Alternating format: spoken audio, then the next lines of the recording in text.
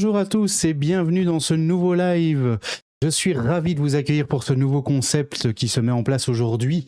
Pour une raison très simple, c'est que nous avions, certains le savent déjà, une émission sur BX1 qui s'appelait Le Club du Dimanche avec Jamal Fadil, qui est d'ailleurs présent dans le chat, on l'embrasse, et qui nous suit, dans laquelle on débriefait chaque match de foot de la Coupe du Monde tous les dimanches à 17h où on donnait notre avis entre chroniqueurs.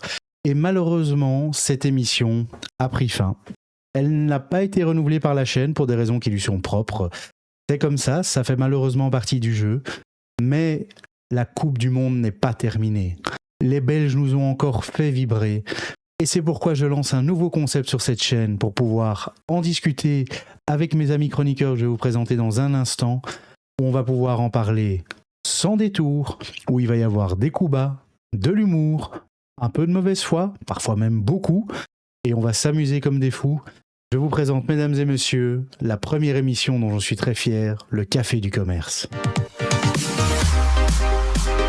Bienvenue au Café du Commerce.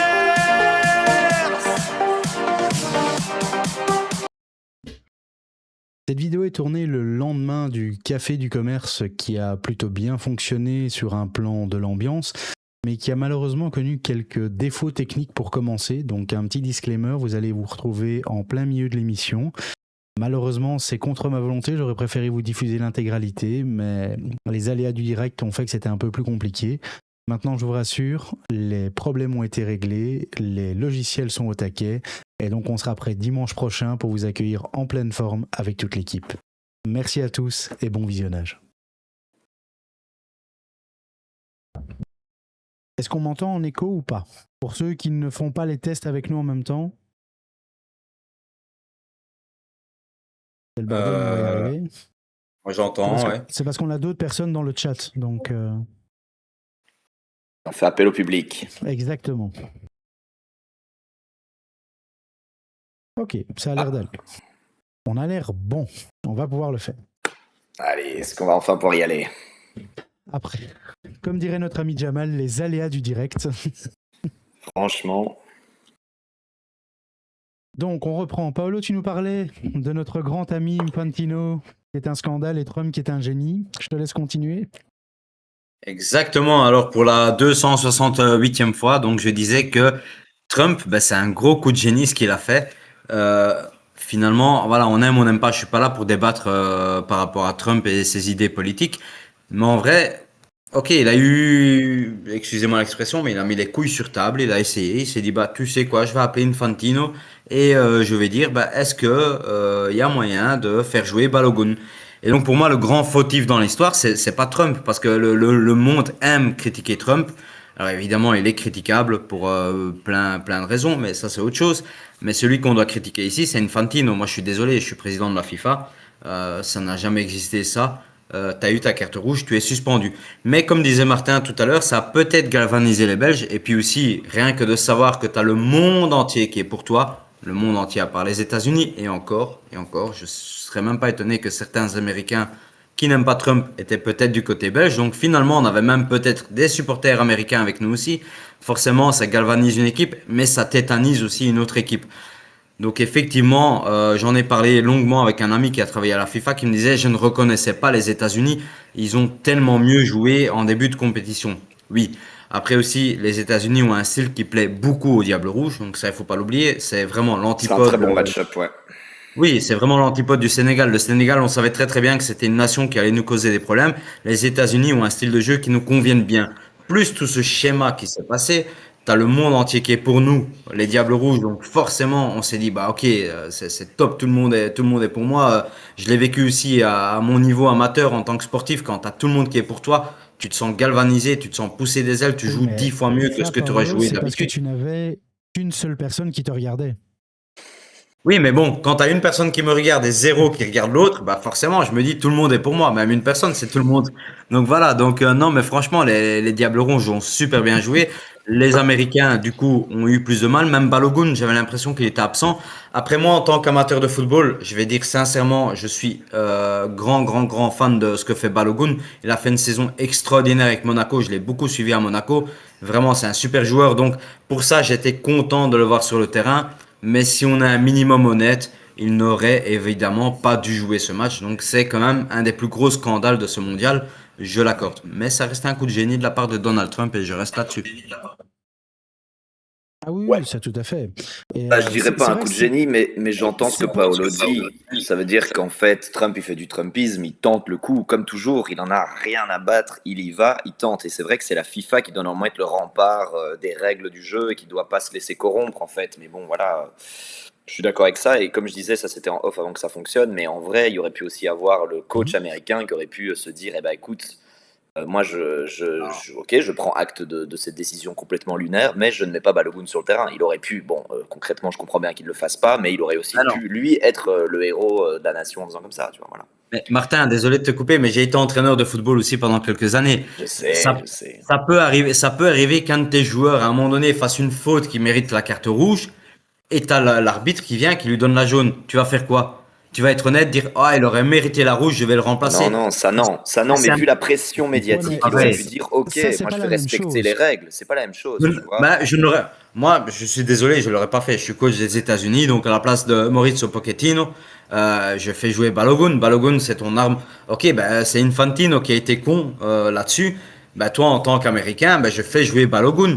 Je ne vais certainement pas retirer Balogun. Et pas de peur à ce qu'on me vire, parce que je suis quelqu'un qui suit mes propres idées, mais Balogun, pour moi, il doit être sur un terrain de football, surtout quand c'est le joueur des États-Unis. Maintenant, tu mets Balogun en Norvège, ben, il y a mieux que lui. Il y a Haaland, tu le mets en Angleterre, il y a mieux que lui. Mais aux États-Unis, qui est-ce qu'il y a de mieux que Balogun en attaque? Personne. Donc tu dois le faire jouer. Pourtant, ça n'a pas été Balogol, donc tant pis pour lui. Ça n'a pas été Balogun. Mais en même temps, moi, C'était Balo. C'était Monsieur Jeu de mots. T'avais dit que je te la placerais, je te l'ai placée. hein. Elle est parfaite, Vincent. Bravo, Je l'avais dit bravo, en la off. technique. Merci Vincent. Non, mais honnêtement, moi, ce qui m'a un peu plus déçu, c'est que la fédération belge se soit autant battue. C'est une bonne chose de se battre, mais d'en faire une affaire d'État, Balogun, c'est un attaquant de Monaco quand même. Hein. Quand t'as des attaquants, des milieux et des défenseurs qui sont d'une telle classe, venir faire autant d'esbrouf pour ça, c'est à mes yeux pas aussi intéressant. Ce qui m'a aussi un peu plus choqué, c'est le problème des autres nations qui se sont tues. À part la fédération suisse, personne n'a vraiment pris position. Tout le monde a dit oui, c'est pas une bonne décision, c'est pas bien, mais personne n'a porté de réclamation officielle, personne n'en a trop parlé. On a essayé d'un peu balayer les choses sous le tapis en se disant c'est bon comme ça, comme s'ils avaient un peu peur de ce qui pourrait se passer pour leur équipe aux États-Unis face à Donald Trump. C'était un peu ça qui était dérangeant aussi. Maintenant, c'est vrai que Trump a bien joué le coup. Il faut être franc, c'est que, bah oui, il tente tout ce qui est en son pouvoir, il tente comme un con. Ça faut dire aussi ce qui est, parce que quand tu fais ce genre de coup, essaye au moins de le faire discrètement. Va pas te vanter dans les médias de dire « Vous avez vu ce que j'ai fait? J'ai annulé une carte rouge, je suis le meilleur », t'es là. Mais non, ferme ta gueule, en fait, t'es juste con, fallait le faire en sourdine. C'est comme si James Bond tuait le méchant et disait « Hé, c'est moi, hein !» Non, ça le fait pas, les gars, c'est pas une bonne idée.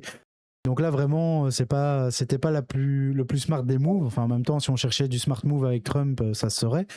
Mais voilà, moi je trouve que la FIFA signe de plus en plus leurs bêtises. C'est de dire, on fait n'importe quoi. Au Qatar, on a fait travailler des travailleurs en leur piquant leurs papiers pour faire les stades.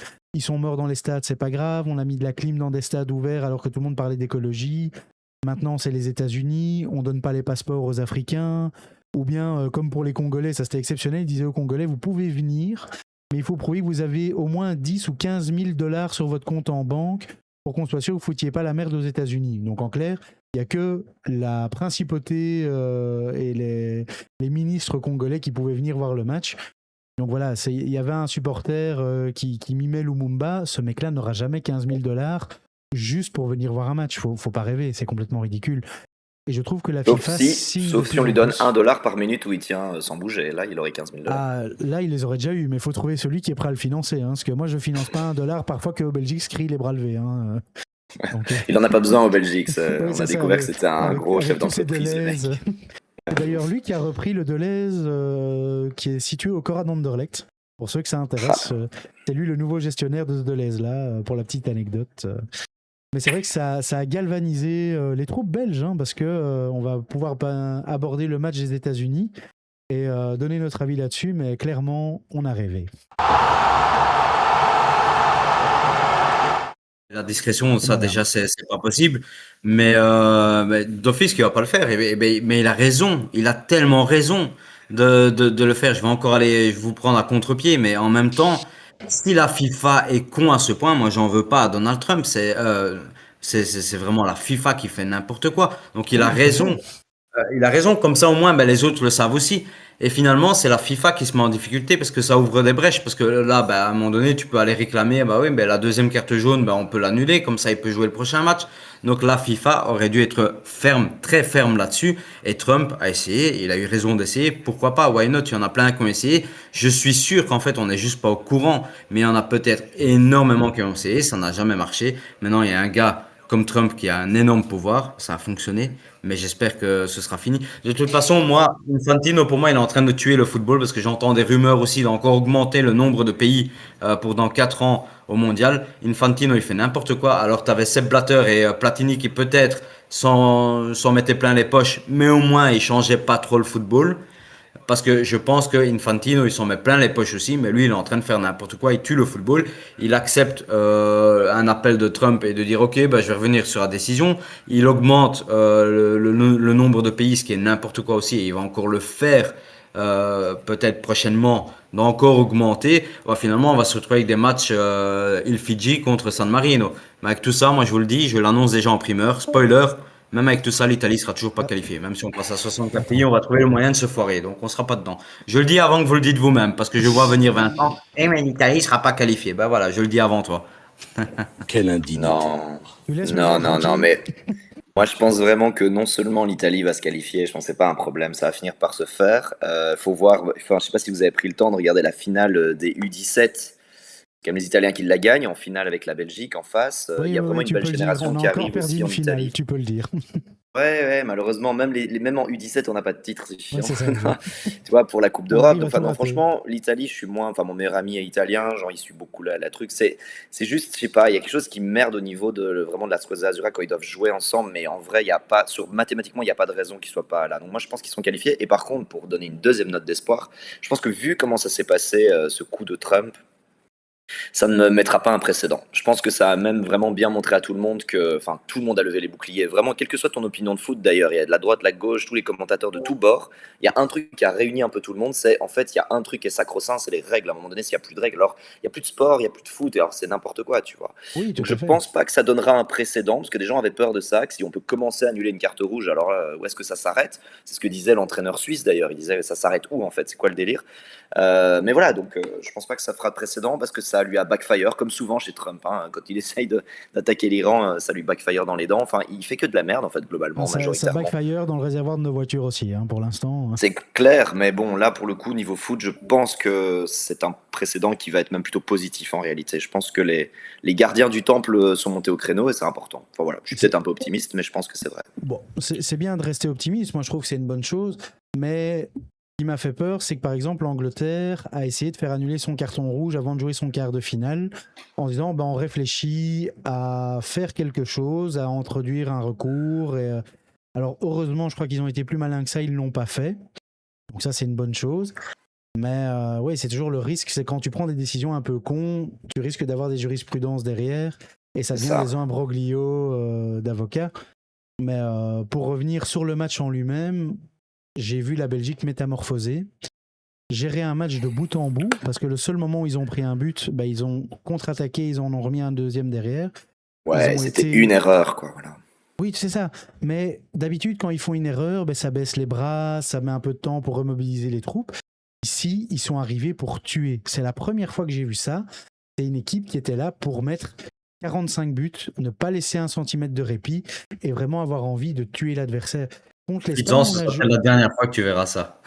Peut-être, enfin on sait pas, Trump va peut-être nous faire un truc. C'est contre nature, hein. C'est contre nature.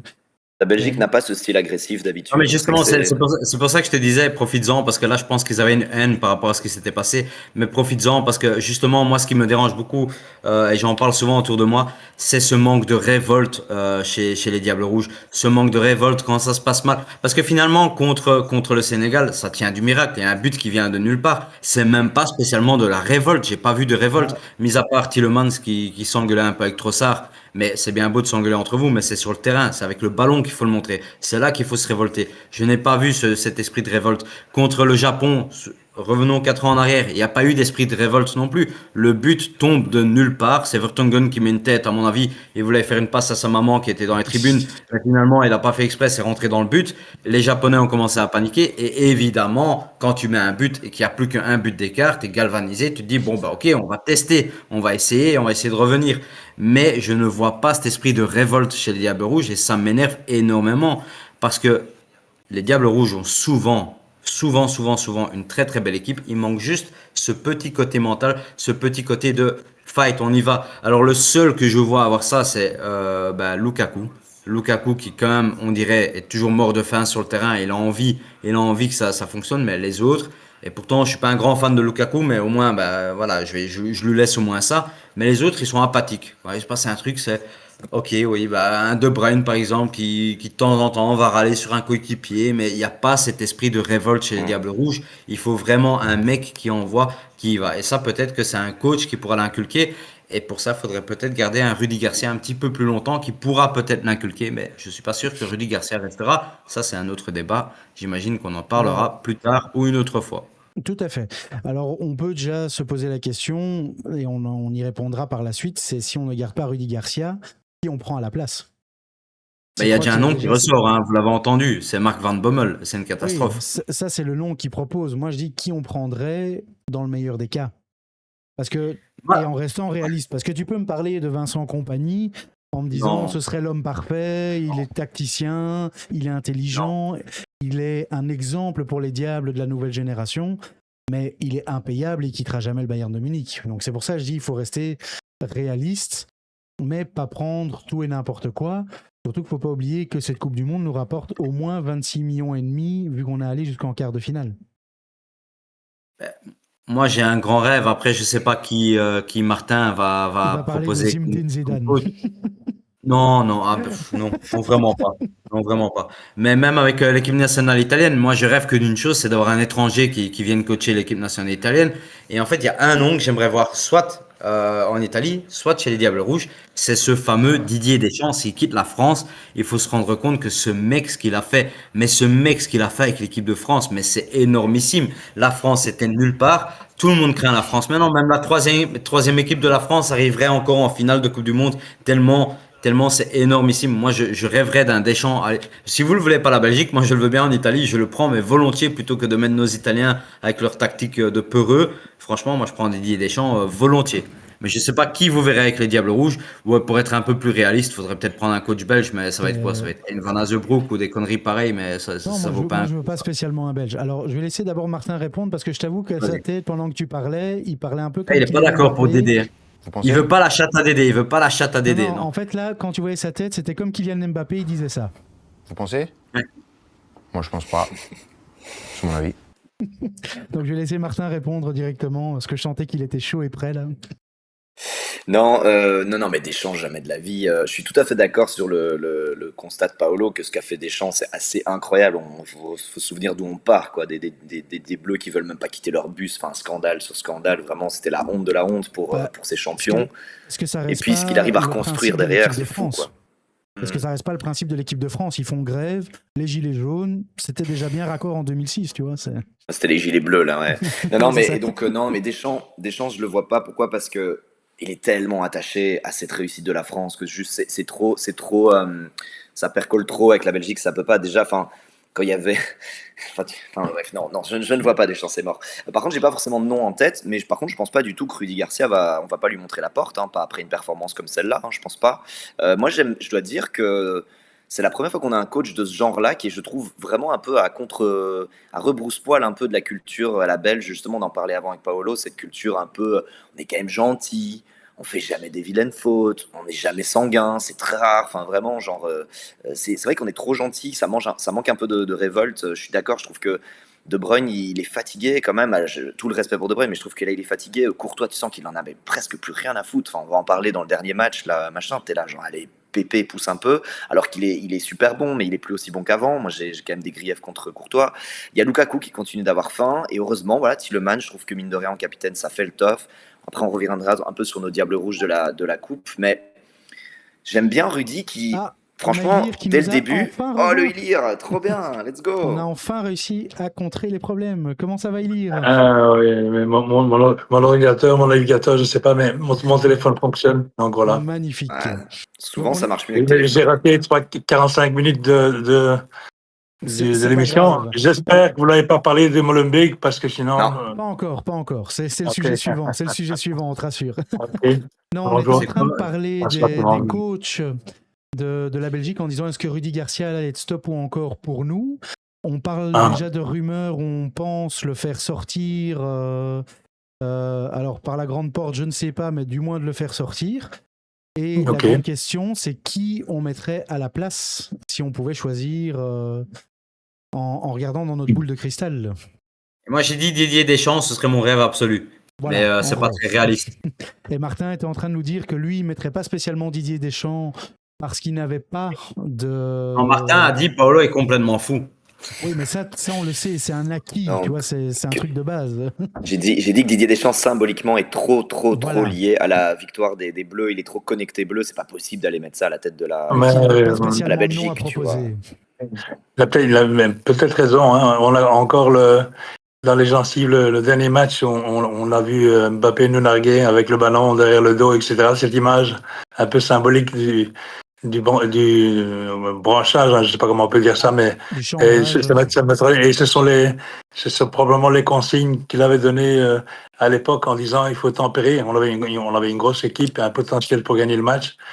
Et d'ailleurs, si c'est un des points que vous avez déjà abordé, ils ont bien mis ça en place aussi contre le Paraguay, c'était de ne pas répondre aux provocations et de sourire suite à des fautes. Je ne sais pas. En réalité, moi, je vais peut-être dire un peu comme André de l'autre émission, on nous disait de prendre quelqu'un de local, mais on pourrait prendre un entraîneur belge qui a cette envergure et qui a déjà géré des pointures. Parce qu'il faut. Le problème, c'est quel coach va pouvoir donner un entraînement ou une consistance à ses propos face à des joueurs comme Courtois qui ont eu les plus grands coachs du monde. Ça, c'est un vrai défi. Et puis, on devrait peut-être calquer sur la Fédération française où il joue sur la continuité. Deschamps, tout ce qu'il a mis là, avec les talents, ça a pris du temps. Et on voit que ça paye aujourd'hui. Ils sont vraiment très, très forts. Alors, je te rassure, le cas Courtois, on y reviendra dans la dernière partie de l'émission sur le bilan des Le Diables, cas parce Courtois. qu'il a encore fait une belle connerie à mes yeux, donc on reviendra dessus par la suite. Oui, mais tu Non, l'aimes pas, c'est Courtois. criminel. C'est criminel ce qu'il a fait avec Tu l'Espagne. me parles Criminel. d'un coach belge qui aurait l'envergure à qui tu penses? Parce que c'est ce que je disais à Paolo. Moi, je vois bien quelqu'un comme Vincent Kompany qui a l'envergure, l'intelligence, le symbolisme, mais il est impayable. Faut arrêter de rêver. Il va pas quitter le Bayern où il est superbement installé. Est-ce que Vincent a besoin d'argent réellement? Ça, c'est autre chose. Mais ce serait un peu bête d'avoir construit autant de choses au Bayern, de ne pas encore avoir gagné une Champions League avec le Bayern, parce que, disons les choses comme elles sont, la Bundesliga, c'est quasi un automatisme. Donc voilà, est-ce qu'il partirait maintenant pour venir entraîner les Belges? Je ne suis pas certain, mais qui à la place? Vous avez déjà fait le bilan de ce que Rudy Garcia nous a apporté ou pas encore? Pas du tout, mais par tu peux y rapport aller, aux prédécesseurs? Vas-y. Je ne sais pas, il y a contre le. Je cherche à répondre à ces questions, mais contre les États-Unis, il avait aligné une équipe inédite en mettant quand même des joueurs importants sur le banc. Et Jeune, on a eu quelque chose de nouveau et on trouvait ça intéressant. Finalement, les petites notes qu'il faisait semblant de prendre ou d'écrire semblaient avoir payé. Et puis, il nous a fait la même chose, mais à l'envers contre l'Espagne. Il a peut-être apporté le fait qu'il a bousculé les cadres, parce que finalement, on peut mettre De Bruyne sur le banc pendant tout un match. Je ne sais pas ce qui s'est passé. Et j'aimerais bien être la petite souris dans les vestiaires pour voir comment ça a discuté, parce qu'on a eu De Bruyne sur le banc pendant tout un match, c'était un match important, et puis on a eu Tielemans sur le banc pendant un match important aussi. Il y a peut-être eu des choses où on a évoqué des problèmes de santé, et ça ressemble au problème de santé de Doku quand il est parti voir la naissance de son enfant. Hein. Non, Souviens-toi aussi, pour aligner sur Garcia, moi je trouve ça très très osé de sa part, mais il fait quelque chose que j'ai trouvé vraiment très payant, même si on l'a tous regardé en what the fuck. Souviens-toi, deuxième goal qu'on prend du Sénégal, 55e minute. À la 55e, donc un peu en avance sur le timing habituel autour de la 60e pour faire les remplacements, il fait descendre De Bruyne et Doku. il met Raskin et je sais plus Et qui tout le le monde le remplace à prend ce pour un moment-là. fou. Hein. Et c'était vraiment osé, mais surtout, c'était suffisamment se dire, ok, on a encore le temps. C'est pas un changement à la 80e minute où en fait les joueurs finalement ils peuvent pas faire de la magie, pas toujours. Mais là, 55e minute, il y avait largement le temps. Tu leur donnes 40 bonnes minutes pour redresser la barque. Et ça, j'ai trouvé, voilà, Doku, il était pas dans son match ce jour-là. De Bruyne, un peu fatigué, pas assez percutant. Il met 2 jeunes, il fait confiance à la jeunesse. Il dit perdu pour perdu. On y va, les Sénégalais, ils sont physiques, ils sont bien dans leur match. On va mettre des jeunes et ça a payé. Et moi, c'est la première fois où je me suis vraiment dit, ok, Garcia, il y a quelque chose de différent par rapport à la tradition de l'équipe belge, quoi. Non, mais voilà, moi je vais juste rajouter un truc. Ce que Rudy Garcia a apporté et que la Belgique n'a jamais eu, c'est de la tactique. Et je l'ai C'est dit vrai. plein de fois à BX1, je l'avais dit, j'ai dit la Belgique peut faire un beau parcours parce que la Belgique a eu une génération dorée, mais le problème c'est qu'on avait Simplet comme entraîneur. Et que ce soit Marc Wilmots que j'apprécie beaucoup humainement, mais tactiquement, c'est pas extraordinaire. Je vais pas dire zéro parce que j'ai déjà discuté avec ce monsieur et je ne peux pas dire que c'est zéro. J'aime beaucoup Marc Souviens-toi, le Wilmots. match Pays de Galles, un quart de finale Pays de Galles à Oui, l'Euro. Il mais était crevé Marc encore sur Wilmots ce a match. Marc Horrible. Wilmots a des bons côtés. D'ailleurs, si un jour tu nous regardes, Marc, je t'embrasse. Mais Tu effectivement, remarqueras tactiquement, que il y a Paolo, mieux. à chaque fois, il insulte Oui. quelqu'un et puis il l'embrasse derrière. Hein. Non, mais Ça je doit ne être un côté l'insulte pas. italien. Je me À mon permettrai avis, pas Marc, il n'a pas été gentil avec toi. Hein. je ne me permettrai pas d'insulter une connaissance. Non, Donc, mais Marc avait des manquements tactiques à ce moment-là. Et puis, on a eu un autre gars, et lui, je le connais pas, donc je peux dire c'est un gland total. Là, on peut dire zéro. C'est Martinez au niveau tactique. C'était du grand n'importe quoi. Mais je le dis souvent à Ça s'est BX1. vu Portugal maintenant, hein, Oui, franchement. ça s'est vu au Portugal, L'escroquerie est mais voilà, totale bah, avec écoute, lui. Hein. tant mieux. Mais après, il va finir à Al Nasser, de toute façon, donc bon vent à lui. C'est un championnat que je ne suis pas, donc je ne saurais pas ce qu'il fera là-bas. Et c'est très bien comme ça, tout comme Ronaldo, bon vent à lui, il est là-bas, c'est très bien aussi. Mais voilà, donc Rudy a amené ce côté que la Belgique ne connaissait pas. Donc imaginez-vous les gars, un instant, Rudy Garcia avec la génération dorée.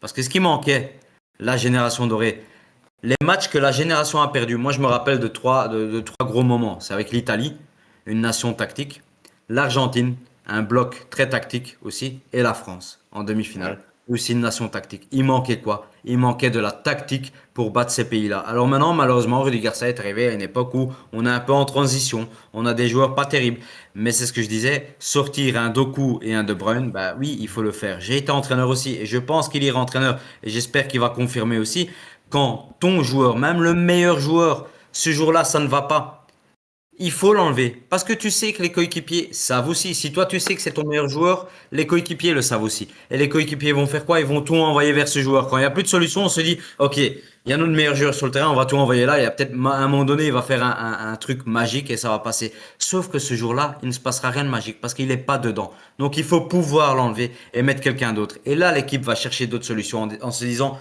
ah bah, qui est le meilleur joueur maintenant? Bah, plus personne. Bah, ok, on va jouer en groupe et on verra bien. Et là, franchement, c'est là où Rudy Garcia a été très grand. Et ça me fait rire parce qu'au début, tu as tous les Belges, sans exception, qui critiquaient Rudy Garcia après le 1-1 contre l'Égypte, après le 0-0 contre l'Iran. Là, c'était Rudy Garcia, c'est une clé, ouais, il communique bien, mais il fait n'importe quoi. Eh ben maintenant, je pense que vous l'avez tous vu, niveau tactique, c'est le meilleur entraîneur que la Belgique ait connu. Moi, pour pas changer, je vais pas aller. Je comprends ce que tu as dit et ce que tu dis, il y a une logique dans ce que tu dis. C'est absolument dans n'importe quelle équipe, n'importe quelle, ce serait juste. Sauf que moi, je reviens toujours avec le fait, c'est qui gère l'équipe, les joueurs dans le groupe, dans les vestiaires, et qui décide qui va jouer quoi. Et honnêtement, je pense que la décision de Garcia de faire monter des joueurs et de faire descendre les cadres, c'est pas c'était un plan, mais c'était pas quelque chose qu'il avait calculé. Il s'est dit maintenant perdre pour perdre. Je vais mettre ceux que j'avais envie de jouer, et il a pris les risques en faisant descendre les cadres. Mais je pense que la sélection et la titularisation des joueurs, sur les 100%, je pense qu'il l'a pas. Je pense que Romelu a son mot à dire, et si Doku est sur le terrain, probablement c'est parce que le Romelu a décidé qu'il restait. Et puis le fait que De Bruyne soit tout le match. Alors De Bruyne, je sais pas si vous avez fait attention, mais il s'est retenu la première mi-temps. Il n'a pas trop donné physiquement. Mais effectivement, il l'a dit lui-même. Il arrive sur une autre phase de sa carrière. C'est un joueur d'une excellence incroyable, mais On ne sait pas faire les mêmes gestes à son âge et maintenant, par ses chaleurs, comme il l'aurait fait il y a 10 ans, ça c'est clair. Mais pourquoi est-ce que De Bruyne reste pratiquement tout le temps sur le terrain? Et pourquoi Tielemans a une blessure comme par hasard juste avant? Et le match contre le Sénégal, le coach il s'est dit, je suis occupé à perdre et je vais mettre les joueurs que moi je pense qu'ils vont faire le boulot. Et perdre pour perdre, au moins j'aurais essayé. Et je suis certain qu'il a aucune idée de ce qui va se passer à la suite. Tu vas Alors, chercher plus loin, Eric, tu vas chercher plus loin. non, mais les cadres, ils sont comme ça. Tu sais bien, Courtois, il Non, a son mot à dire. De Bruyne a son mot à dire. non. Lukaku, Vincent, quand il était en équipe nationale avec Martinez, je vous l'ai déjà dit, Vincent, j'adore Vincent. Mais le coach Merci. Martinez, c'est lui qui l'a amené. C'est lui qui décidait une partie des joueurs. D'ailleurs, on l'a vu, Lukaku et son frère jouer, l'autre et son frère jouer. Enfin, on a eu toute la famille qui a joué les Hazards. Donc, on sait comment est-ce qu'on l'est. Alors, je pose la question parce que j'ai pas la certitude. Paolo ou n'importe qui, tu as quelqu'un qui a 94 goals en championnat internationaux. Comment est-ce que tu lui dis à lui qu'il ne va pas jouer? Comment tu vas dire à un De Bruyne qui a eu le plus grand coach et le plus grand palmarès qui ne va pas jouer? Comment est-ce que Je pense que le coach, il n'a pas son mot à dire tout le temps. Il y a pas de problème. Il y a pas de problème à pas faire jouer. Je pense pas. Moi, je pense que Rudy Garcia a fait exactement ce qu'il avait envie de faire. Hein. Je pense pas qu'on dirige. Il y a peut-être des coachs pantins comme ça, comme tu dis, à qui les Non, joueurs c'est peuvent plus ça. laisser. Depuis 8 Il y a mois, ça. Je pense pas que ce soit un coach pantin. j'ai des échos de. Excuse-moi de te Après, couper. J'ai ouais. des échos de Wilmots, d'un ex-joueur de l'équipe nationale, qui, juste D'ailleurs, avant, j'embrasse Marc. juste avant de commencer le match, ben oui, bien sûr, Wilmots, c'est l'attaquant qui nous a fait rêver, hein, on sait très bien. Et donc, il n'y a aucun problème avec ça. Oui, quand même, il explique, il dit aux joueurs, bon, vous, la défense, vous allez défendre, les milieux, vous allez rester là, les attaquants, vous allez attaquer. Parce qu'en réalité, quand tu as une qualité de joueur pareille, c'est plus une simple gestion d'équipe normale. D'ailleurs, les gens, les supporters, font souvent l'amalgame entre, ouais, mais s'il fait ça, il peut pas être dans l'équipe nationale. L'équipe nationale, c'est la vitrine, le marché du football belge. Et on parle d'argent. Vous n'avez pas encore parlé d'argent, je pense. Hein. On n'a pas parlé d'argent parce que déjà on fait ça gratuitement. La FIFA, la corruption. Mais aussi, ça on en a déjà parlé. On en a déjà parlé avec Infantino et Trump en disant que c'était bien tenté du côté de Trump, mais que c'était un scandale du point de vue d'Infantino de dire que on allait annuler des cartons rouges comme ça. Mais je suis pas spécialement à 100% d'accord de dire que c'est la vitrine du football belge. C'est la vitrine des joueurs belges. La vitrine du football belge, c'est la Jupiler Pro League. Et c'est surtout ce que fait la Jupiler Pro League en Champions League. Et là, à part l'Union et Bruges, on n'en voit pas grand-chose. L'autre problème... Tielemans vient d'Anderlecht, Romelu d'Anderlecht, je ne sais pas, on parle que de ça, Van Aken de Bruges, c'est quand même la vitrine, pas des joueurs de D1, mais la vitrine de la formation. Des joueurs pas belges. De la formation. Mais ce qui me dérange dans le discours, c'est de dire parce que tu es un grand joueur et un cadre, tu as le droit d'avoir des passes droits, de choisir toi-même. Oui. Bon. Et quand ça existe en club aussi. Et quand je regarde un Lukaku, je préfère 1000 fois son comportement où il se bat à 100%. Alors certes, il ne sait pas contrôler une balle, il n'est pas bon en possession. Je vais te prouver, parce qu'il prend un exemple intéressant. Moi, je suis un fan de Lukaku. Je termine. Il a donné le ballon de la victoire à Tielemans. Il a pris la pression des Sénégalais en allant lui-même au point de pénalty pour faire croire que c'est lui qui le tirait. Comme ça, Tielemans pouvait se préparer à son aise. Oui, parce qu'il croit au gris-gris, hein, tu sais bien. Ça peut être, mais peu importe la raison, il s'est sacrifié au nom de l'équipe. Là où un Courtois a le comportement exactement inverse, c'est qu'il sacrifie l'équipe à son nom personnel. Je suis d'accord avec toi. Si il y a une logique. Mais n'importe quoi, on va juste gérer la Star Academy avec un coach qui joue Nikos Aliagas au milieu. Si tu me dis que Romelu a été sélectionné dans les conditions normales, alors, non, ça alors je n'ai pas grand-chose à dire. Le garçon, il est blessé, il n'est pas titulaire et il n'est plus en club. Tout à fait. Donc, tu peux. Moi, je n'ai pas les coulisses, mais les faits me font dire que c'est pas le coach qui l'a sélectionné, il s'est sélectionné tout seul. Et moi, je vais rappeler les mots de Martinez. Vincent est blessé, et il est blessé à City, mais Vincent, c'est une sommité. On ne sait rien dire à Vincent. Et quand on demande pourquoi est-ce que Vincent Compagnie est sélectionné à Martinez. Martinez, il dit Vincent ne le convoque pas, il est convoqué, il est invité lui-même.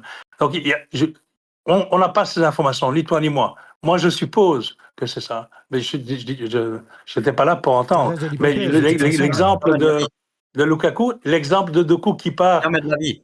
qui lâche le groupe et il est de nouveau titulaire, c'est la preuve que le coach n'a pas le pouvoir de sanctionner. Jamais de la vie. C'est mon opinion, hein.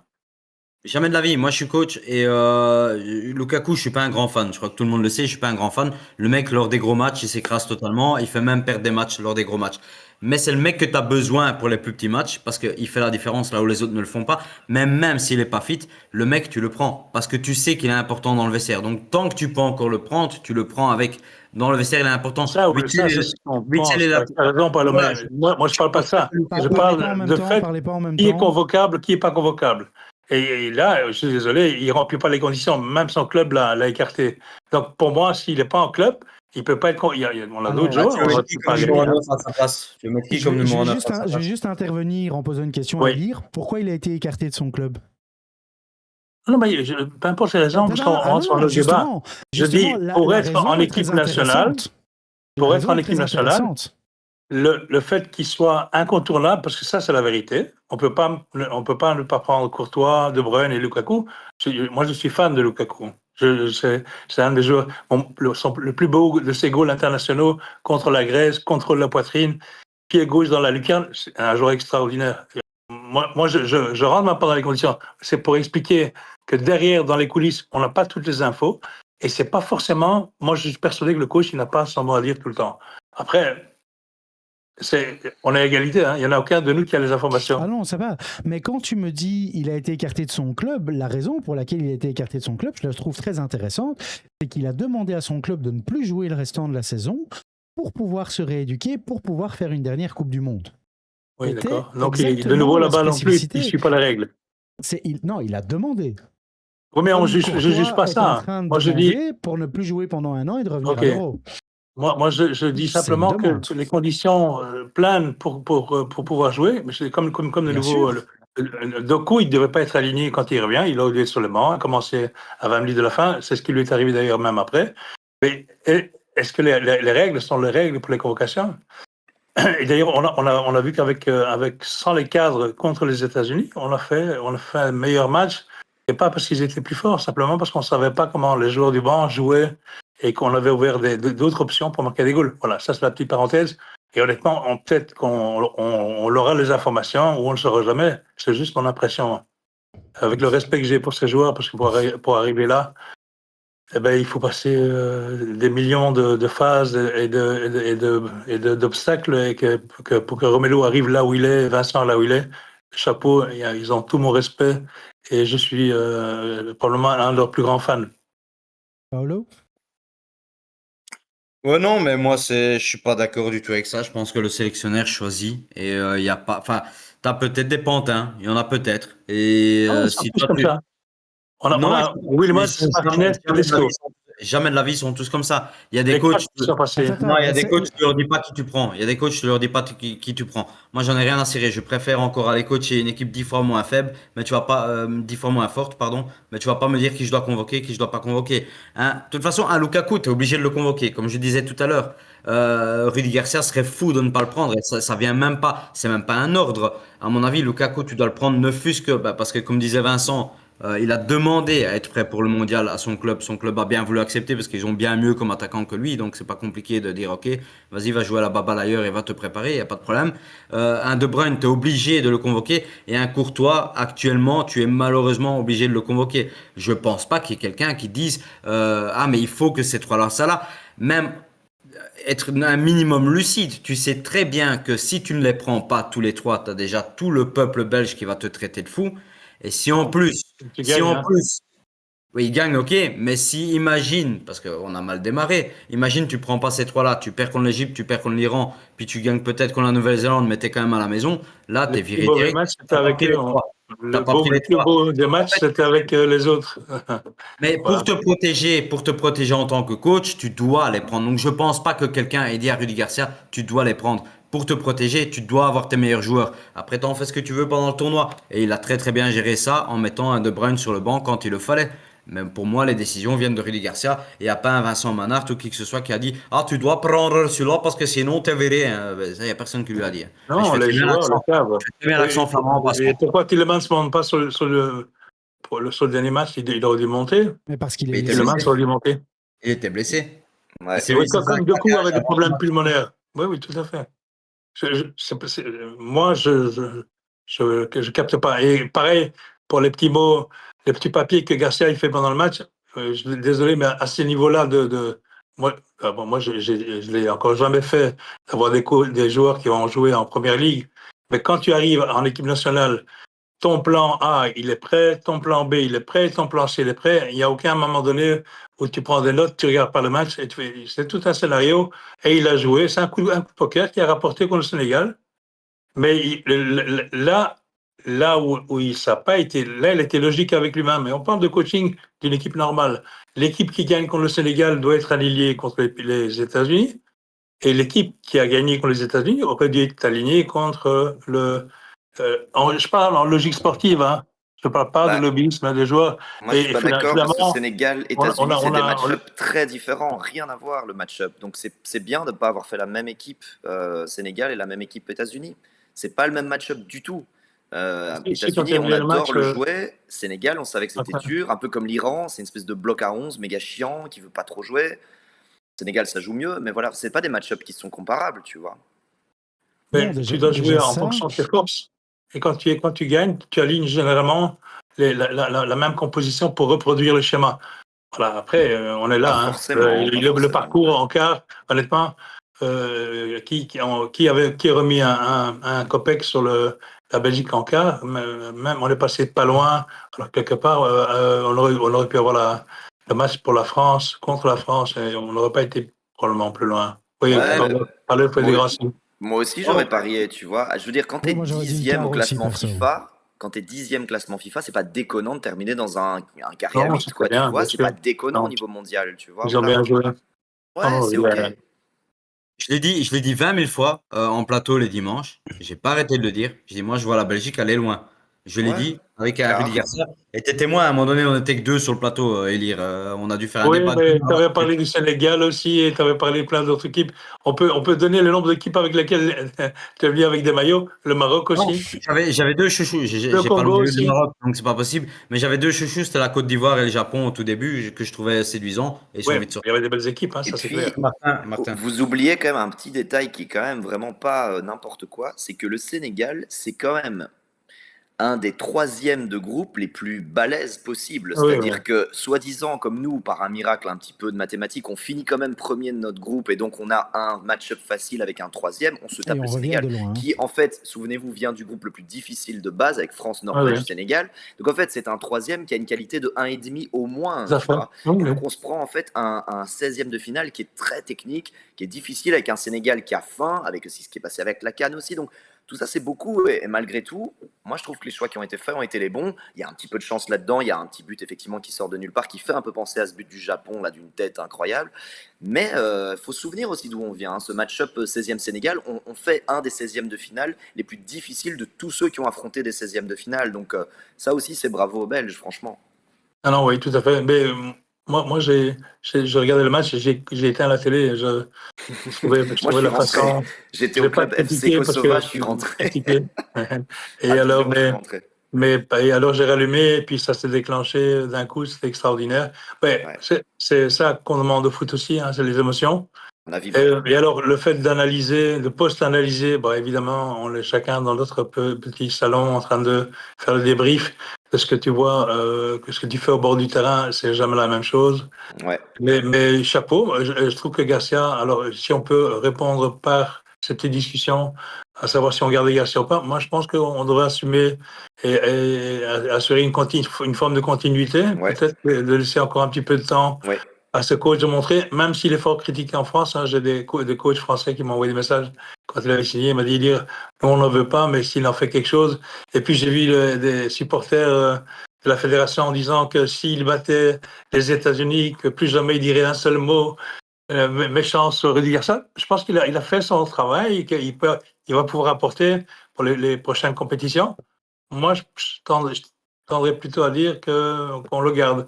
Maintenant, on parlait d'un coach belge. On a des bons coachs avec des bonnes visions. Alors, on n'a pas encore vu un De Grace à l'action au terrain, mais ce sont des anciens joueurs de l'équipe nationale qui ont des belles visions du foot. Pourquoi pas recadrer ça au nord du pays. Et le foot, c'est la réconciliation. Hein. On voit bien. Tu me dis que c'était à Kosovo avant le match, mais les cafés, les terrasses, il n'y avait pas que des Belges, il y avait des Belges d'adoption comme moi. Et on était tous derrière notre équipe. Et ça, c'est vraiment ce qu'on demande au foot en général, l'équipe nationale et aux équipes locales. On va parler du RWDM. Mais si des noms, Elir, tu dis qu'il y a des coachs belges que tu verrais, et tu me cites un Marc De Grace. J'aime bien De Grace. Il est sur VTM à la télé, il n'a jamais coaché. Non. Mais alors, c'est sa vision. Alors, tu sais bien que même quand c'est Wilmot, et même quand c'est Prud'homme, moi, j'ai vu des entraînements Prud'homme, il donne les directives, et ce sont les adjoints qui donnent les entraînements. C'est pas eux qui font les entraînements. Mon voisin 92 un De Grace, des anciens de l'équipe nationale, qui sont pas mal. Je ne vais pas dire Chifo, parce que Chifo n'a pas eu beaucoup de chance comme coach, mais on a quand même des joueurs de grande envergure. Mais moi, je pense personnellement que Rudy Garcia a montré ce qu'il pouvait faire et que de toute façon, on est en transition. Ça fait un peu facile de dire ça parce qu'on parle de génération dorée, de transition, de choses comme ça. Mais on est clairement dans une phase où on a des trop vieux et des trop jeunes. On n'a pas encore suffisamment de cadres. Et on a des trossards. Et on a des trossards aussi. On appelle la VAR. La blague est valide. On est d'accord. Merci, yes. Mais effectivement, on est dans un système où on n'a pas encore suffisamment de cadres sur lesquels s'appuyer parce que Tielemans fait un bon mondial. Il se blesse malheureusement avant de jouer l'Espagne. Onana qui s'explose complètement en plein vol contre les États-Unis, qui lui va plus jouer pendant 7 à 8 mois malheureusement. Ouais. Mais derrière, quand tu regardes, De Kuyper joue bien, mais n'est pas encore assez statutaire pour prétendre à quelque chose. Teis a fait une superbe montée contre l'Espagne et a réussi à dominer Yamal pendant toute la partie de match où il était présent, mais ils sont encore trop jeunes pour avoir la stature d'un cadre ou d'un Hazard, De Bruyne qui ont joué en 2018. Donc, il va falloir laisser du temps à cette équipe, il va falloir encore la remodeler, la refaçonner à notre image. Et en attendant un vrai bon coach, pourquoi pas continuer avec Garcia. Et surtout, on va pouvoir la mettre en challenge, parce qu'on joue l'Italie, la France, en septembre. Donc là, on aura vraiment des grosses nations à affronter, qui auront un plan tactique, avec l'Italie qui va revenir avec un nouveau coach, avec une nouvelle sélection, et une envie de reprouver quelque chose. Parce que les mecs, ils vont être morts de faim. Hein. Tu leur as dit que c'est le deuxième mondial de suite où ils sont pas là. Ils sont prêts à tuer. Troisième, pardon. Ils sont prêts à tuer. Hein. Ils sont prêts à tuer. Je pense aussi, ça va pas être simple. Et les Français, s'ils arrivent avec la coupe en bandoulière en disant on s'est promené pendant tout le mondial, devoir prouver. On a tapé tout le monde, parce qu'il faut dire ce qui est. Moi, je vois la France championne du monde, sportivement parlant, parce qu'ils n'ont jamais, à mes yeux, été mis en difficulté. Tu regardes n'importe lequel de leurs matchs, ils sont tout le temps, mais tout le temps. J'ai un contre-exemple. Première mi-temps Sénégal. Et voilà, les 45 premières mi-temps du Sénégal, leur tout premier match Sénégal. Franchement, si le Sénégal est un peu plus efficace, ça peut être 1-0 facile, 2-0 quasi. Franchement, et à partir de la seconde mi-temps, ils reviennent. Et là, de là à maintenant, ils ont été imprenables. C'est le démarrage. Le démarrage, ils n'avaient pas mis l'essence là. Les Belges, quand on part la première fois au mondial en 2016 au Brésil, en 2014 au Brésil, contre l'Algérie, on se fait prendre 0-1. D'abord 1-0. Je me et on doit se faire réveiller dans les vestiaires par les anciens qui disent vous avez peu de temps, c'est maintenant ou jamais. Hein. Et heureusement, on a Fellaini et Dries Mertens qui nous mettent le doublé permettant de gagner ce match de 1. Mais on avait mal commencé le mondial aussi, et puis on a roulé dessus. Et honnêtement, on n'aurait pas été un finaliste dégueulasse dans cette édition de 2018 parce qu'on a roulé sur ce mondial. On était 2018, motivés, gestionnaires, on savait devait ce la qu'on gagner. faisait. Et tu vois ce que fait la France contre le Maroc, tu les vois monter sur le terrain, ils se disent, je sais pas ce qui va se passer, Non, mais je sais pas comment ça honnêtement, va se la passer, paire, mais à la fin, on la gagne. paire Olysée-Mbappé, c'est Olysée, l'une des plus Mbappé, belles paires que Dembélé, j'ai vues depuis très est-ce que longtemps. C'est t'as Dembélé imprenable. aussi, hein? T'as Dembélé aussi. Dembélé, non, c'est... Et le vrai problème avec la France, c'est qu'on ne sait pas d'où ça vient, justement. Ici, on a les éléments dangereux que tu viens de citer, tu as raison. C'est une force incroyable. Mais quand c'est pas eux, c'est les autres. Ça vient de l'arrière, ça vient Ils du sont milieu, magiques. ça vient de la gauche. Ouais. Et c'est ce qui Tous manque les chez joueurs nous. sont C'est ce qui décisifs. manque chez nous. Tous les joueurs décisifs. Maignan est super bon. Enfin, franchement, il y a... Mais Et en fait, tu les vois pas avoir peur. Ça se passe bien. des c'est éléments aussi, tranquille. c'est que ça fait 2 ans que le groupe a pas changé. Donc, ils se connaissent Oui. bien, ça joue bien. C'est le même entraîneur, c'est le même groupe. L'entraîneur, c'est stable. Ils ont un héritage. Enfin, tout est aligné, quoi. Au niveau symbolique, ils sont sur un nuage, quoi. Vraiment. Et ils ont aussi, alors, vous savez tous que Mbappé, c'est pas mon chouchou du tout. Je le classe à peu près au niveau de Courtois, au niveau de l'amour que j'ai pour lui. Ouais. Mais il a des phrases que j'aime beaucoup. C'est qu'on lui a posé la question après le Maroc. Il fait oui, mais vous êtes la meilleure équipe du mondial. Et il a dit non. Là, le journaliste était un peu interloqué. Il le regarde et il dit la meilleure équipe du mondial, c'est celle qui a la Coupe du Monde à côté d'elle. Moi, j'en vois pas à côté de moi. Donc, on n'est pas la meilleure équipe du mondial. À nous de le prouver qu'on le sera. C'est un homme en mission. C'est un mec qui est là pour tuer. Il veut arriver et dire je pose mes valises, je prends la coupe, je rentre avec mes valises et la coupe à la maison. Sinon, c'est raté. C'est cette force-là. Nous, on est L'attitude, arrivés un peu confiants, en disant ouais, ça va passer, tranquille, on a un groupe pas trop compliqué. Et on s'est retrouvés à faire bravo avec les fesses parce qu'on devait absolument gagner avec un score de basket contre la Nouvelle-Zélande pour terminer premier. En regardant le match à côté, c'était pas facile, quoi. Donc franchement, oui, on a eu très très dur et c'est vraiment une bonne chose d'avoir eu ça, quoi. Totalement d'accord avec toi en une phrase, juste pour donner parce que j'aime bien un petit peu faire le contre-pied, mais il faut quand même reconnaître que dans notre groupe, sur papier, c'est vrai que c'était prenable, mais d'un autre côté, nous, notre groupe, et j'ai regardé, c'est pas tellement le cas pour les autres groupes, on a littéralement eu un classement inversé, c'est-à-dire que notre premier adversaire, c'était le plus dur, l'Égypte, ça reste un gros morceau. L'Iran, ils étaient morts de faim pour des raisons géopolitiques, pour plein de trucs, malgré tout, puis ils ont défendu à 11, c'était méga relou. Ouais. Voilà, bref. Et en fait, notre match qui aurait dû... on aurait commencé avec Nouvelle-Zélande, tu prends déjà 3 points, c'est-à-dire dans ton groupe, tu commences à t'installer. Et en fait, on a d'abord affronté quelque chose de très difficile. Une Iran, ça s'est mal mis, 0-0, finalement, on s'en sort bien. Et puis le score, il est presque normal à la fin. Et après, on a surperformé parce qu'on avait les pétoches. Mais c'est vrai que c'est pas de chance non plus, c'est qu'on a un groupe inversé, nous, dans nos trucs. Tu vois. Oui, tout Pas à de fait. chance, pas de chance. Ça aurait pu tourner pire que ça, hein, contre Ouais, bien l'Égypte. sûr. Moi, je me rappelle qu'un de Kuiper aurait dû avoir carte rouge. Contre l'Iran, c'est bon que tu aurais mis un cul gros comme ça. Du coup, il était hors jeu parce que son cul dépassait. C'est Mais joué ça à aurait 5 pu. cm. Ouais, ben 5 cm de cul trop gros. Voilà, un cul trop gros, le mec. Après, Ça, sur j'espère qu'on l'Égypte, s'acquitte de ces règles de hors-jeu totalement débiles. Hein. Comme on dit en ouais, Italie, un culo Sur le così. 54, c'était un hors-jeu. culo così. Voilà. Après, sur l'Égypte, souvenez-vous qu'il y a un coup franc de De Bruyne qui va plein poteau et franchement, à 10 cm, il la plante dedans et c'est un autre match aussi. Enfin voilà, il y a des faits de match aussi. On aurait pu se mettre à l'abri aussi à Oui, l'Égypte. puis avec des si, on met Paris en bouteille, si on est Sûr. bien d'accord. Mais maintenant, Bien tu me sûr. dis qu'on a un classement inversé dans nos matchs, c'est vrai que ça joue. On aurait commencé par la Nouvelle-Zélande, bah, tu rentres ton pied dans la piscine pour voir si elle n'est pas trop froide, tu te mouilles un peu la nuque, c'est plus facile. Mais en même temps, il faut le voir d'une autre manière, c'est que si tu tapes l'Égypte au premier match, tu te dis maintenant je suis serein. J'ai plus qu'à confirmer contre l'Iran et contre la Nouvelle-Zélande et je suis sûr de me qualifier tranquillement. Ici, on a fait exactement la même chose. On s'est fait peur. Donc voilà, on s'est fait peur inutilement. Contre le Sénégal, on n'a pas bien joué. Moi, je suis désolé, il y a beaucoup de gens qui ont dit ouais, c'était un match exceptionnel, c'était super bien. C'est juste parce qu'on gagne 3-2 à la fin aux qualifications avec un tir au but à la 123e minute. Sur un péno qu'on peut discuter un petit peu quand même. Oui, enfin, on va pas trop en discuter non plus. Parce que moi, quand les Sénégalais me parlent de racisme sur le penalty... Je vous demande de vous arrêter. On est d'accord là-dessus. On est d'accord là-dessus. Non, mais voilà, on s'en sort extrêmement bien. Et c'est vrai qu'au niveau émotionnel, bah, il était 4h du matin, mais on était tous en train de danser dans la rue en disant on est en 8e, on ne sait pas comment on a fait. Mais le match n'est pas beau et n'est pas propre, il faut dire ce qui est, à part les États-Unis et la Nouvelle-Zélande où là on a dominé de bout en bout. C'est un mondial quand même en demi-teinte. Moi on me demanderait de mettre une note globale, c'est un 6 ou un 7 sur 10. On a fait l'objectif fixé. 6. On a réussi à montrer de belles choses en 2 des 5 matchs, mais pas plus. On n'a pas été tonitruant non plus.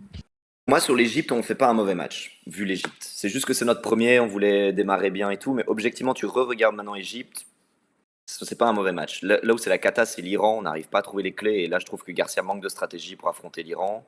Et effectivement, le Sénégal, il y a 85 minutes, horrible, mais horrible, vraiment. Ah oui, Pénible. bien sûr. Bah, Mais on a- de toute façon, dans 4 ans, on dira qu'on a fait, parce que je reviens sur ce que tu disais, Vincent, dans 4 ans, on dira qu'on a fait un match exceptionnel contre le Sénégal, parce que finalement, on nous le ressort, je l'ai dit, bordel, hein, que tout le monde connaît, contre le Japon, en disant, ouais, c'était un match exceptionnel, ce qu'on a fait. Mais non, en fait, le match était très Bah, pourri. surtout, Aussi. Dans ouais, une il situation qui était était Pourri de chez catastrophique, hein. pourri. match. Ah ouais, exact. catastrophique. Et là, on refait la même chose, mais je suis sûr que dans 4 ans, on va nous ressortir ces images de, oui, on fait chaque fois des comebacks Oui, et tout. Paulo, mais la mémoire, elle a ça. On regarde que les choses qui nous rassurent. Les mauvaises choses, on les oublie. Ça, bien sûr. Tu as raison. Nous, on les oublie pas parce que moi, je sais qu'il y a 4 ans, on a été très pourri contre le Japon aussi. Donc, je ne l'oublie pas. C'était il y a 8 ans, hein, Ah. malheureusement. C'était il y a mon 8 ans, Paul. il y a Oui, 8 ans. t'as bien oublié. Dans ma mémoire avec l'autre, il y a Ça 8 nous ans, rajeunit exactement, pas. pardon. Oui, parce qu'il y a Il 4 y ans, on avait a été déjà encore oublié plus pourri. Il y a 4 ans. l'élimination avec le Maroc. Oui, il y a 4 ans, on a été encore plus pourri, désolé. Donc Ouais, là, avec un 0-0 tellement, en Croatie. tellement on a été pourri, j'ai voulu l'oublier il y a 4 ans. Donc pour moi, il n'a pas existé celui-là. Il n'a pas existé. Non, mais voilà, mais après, quand l'Iran, quand tu dis qu'il manquait un peu d'inspiration tactique, Garcia, c'est jamais facile non plus d'affronter des blocs défensifs comme ça. Mhm. Tu vois plein de grosses équipes, même en championnat, se casser les dents parfois contre le dernier ou l'antépénultième, parce que ça joue fort défensif et c'est compliqué. Espagne Cap-Vert, voilà. Oui, voilà, Espagne, Cap-Vert et tant d'autres aussi. Mais le truc aussi, c'est, tu te dis, j'ai encore un match qui arrive derrière. Est-ce que je prends des risques au risque d'aller perdre sur un contre-attaque ou quoi? Parce que Taremi était toujours là, hein. Taremi était à l'affût. Donc, tu te dis, OK, à 0-0, ça fait 2 matchs nuls. Il y a la Nouvelle-Zélande qui arrive après. Donc, c'est peut-être bien vu aussi de Garcia. Mais c'est enfin un coach un peu plus calculateur qu'on a déjà eu auparavant. Auparavant, on n'en a pas eu. Et lui, peut-être qu'il a calculé en se disant, OK, bon, ben, peut-être qu'un match nul, je vais pas prendre trop de risques, je vais pas trop ouvrir non plus, de peur de perdre, et puis de jouer vraiment avec la peur au ventre contre la Nouvelle-Zélande. Parce que, imagine, on perd contre l'Iran, c'est pas le même match contre la Nouvelle-Zélande derrière, hein. C'est pas le Non, même non, match tout à du tout, fait. hein. Je suis pas sûr qu'on Tout à gagne fait. 5. Même si Mais- 4 points auraient suffi à passer quand même. Mais Déjà oui, ça, c'était pas le on même aurait scénario. été Quoi. deuxième. On n'aurait pas terminé Et ça premier du change groupe. tout le tournoi. Tout à fait. C'est un tournoi, il faut un peu de chance, il faut que le vent souffle du Toujours, bon bien côté. sûr. Et justement, ça, c'est une des raisons qui m'intéresse à moi, c'est de confirmer Garcia et voir s'il est celui qu'on pense réellement. Parce que il n'est pas tout à fait contre l'Iran, Martin. Si je peux dire, l'Iran, le problème, c'est qu'ils avaient fait un gros bloc comme le détroit d'Ormuz et ça ne passe pas. Est-ce qu'on a le droit de tirer avec des missiles américains sur le détroit d'Ormuz ou pas? Non, ça marche sur le pas. terrain Oh. On aurait Du dû coup, faire un messieurs, blocus du blocus. On a parlé du bon, je vous propose de parler de ce qui nous a malheureusement arrêté, c'est à savoir le match de l'Espagne. Donc on lance le jingle et on parle de ça tout de suite après.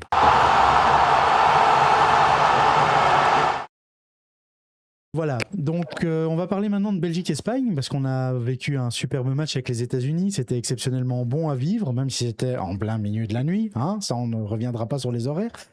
Mais qu'est-ce que vous pensez de ce match Belgique-Espagne au niveau des Diables Rouges, bien évidemment, au niveau de l'Espagne, et surtout, qu'est-ce qu'il a manqué pour réussir à gagner ce match, Martin?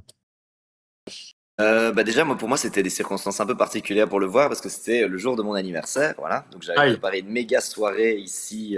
Écoute, comme tu en parles, 10. je vais le faire maintenant. J'avais prévu ça en fin d'émission, mais... Ah,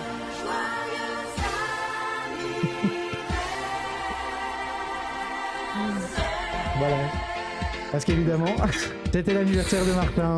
Ouais, Et on et lui souhaite du un coup, bon c'était un peu anniversaire. particulier. Moi, je prévois ma soirée d'anniv depuis un mois, tous les gens viennent et tout. Et puis tout d'un coup, paf, on met une claque aux États-Unis. Et puis je vois la date qui s'affiche pour le match Espagne. Heureusement, à 9h du soir, ça c'était vraiment, machallah, c'était trop cool. Donc j'ai installé la télé entre le jardin et le truc. On avait quand même le barbecue, les trucs. Et tout le monde a regardé. Donc c'était vraiment cool. Alors, j'ai pas pu le regarder avec autant d'attention que ce que j'aurais fait si ça avait été n'importe quel autre truc parce que j'étais Là, c'est évidemment en parce que train de tu as vivre mon abusé de la anniv. bière, c'est juste pour ça. Non, au niveau de la bière, ça allait, mais c'est juste que voilà, tu parles avec les amis, tu Bah vas pas oui, commencer à faire le logiquement. geek, à regarder que le match. Mais on l'a quand même bien regardé, on a bien vibré ensemble, donc c'est vrai que c'est un moment particulier. Euh, Franchement, allez, réponse courte, je trouve que même 2-1, c'est un peu bien payé comme score pour les Belges. Je pense qu'on peut prendre quelque chose de plus sévère comme résultat. Hyper content qu'on soit, comment le dire un peu crûment, ceux qui avons dépucelé les filets espagnols pour la Tout à première fait, fois. Ça, c'est tout à quand même fait. vraiment magnifique. Ça, c'est une petite victoire en soi. Globalement, je pense qu'on fait pas un mauvais match. Se prendre un but à la 87e minute, ça casse toujours un peu les burnes avec une erreur individuelle absolument voilà, horrible. Le pauvre gardien de 24 ans, il fait bien ce qu'il peut. Je suis un peu fâché sur Courtois, je suis un peu Moi fâché aussi. sur Tielemans qui se blesse à l'échauffement. Dommage pour Onana. Enfin voilà, je pense que là, on a beaucoup de blessés. C'est un peu la fin. Je trouve aussi, et ça, c'est un truc pour lequel on pourra revenir de façon globale à la fin de cette Coupe du Monde, ce match en plus, ce 16e de finale qu'on impose à tous ces joueurs qui sont quand même éclatés de leur saison et tout, je trouve que ça se sent, il n'y a rien à faire, la physicalité, tu vois le truc, et tu vois qu'il y a vraiment, c'est pas un hasard, que les grandes équipes qui, comme Paolo disait, ont 2 voire 3 équipes qui pourraient, tu sais, sur le banc, qui pourraient encore Oui, gagner tout à la fait. Coupe.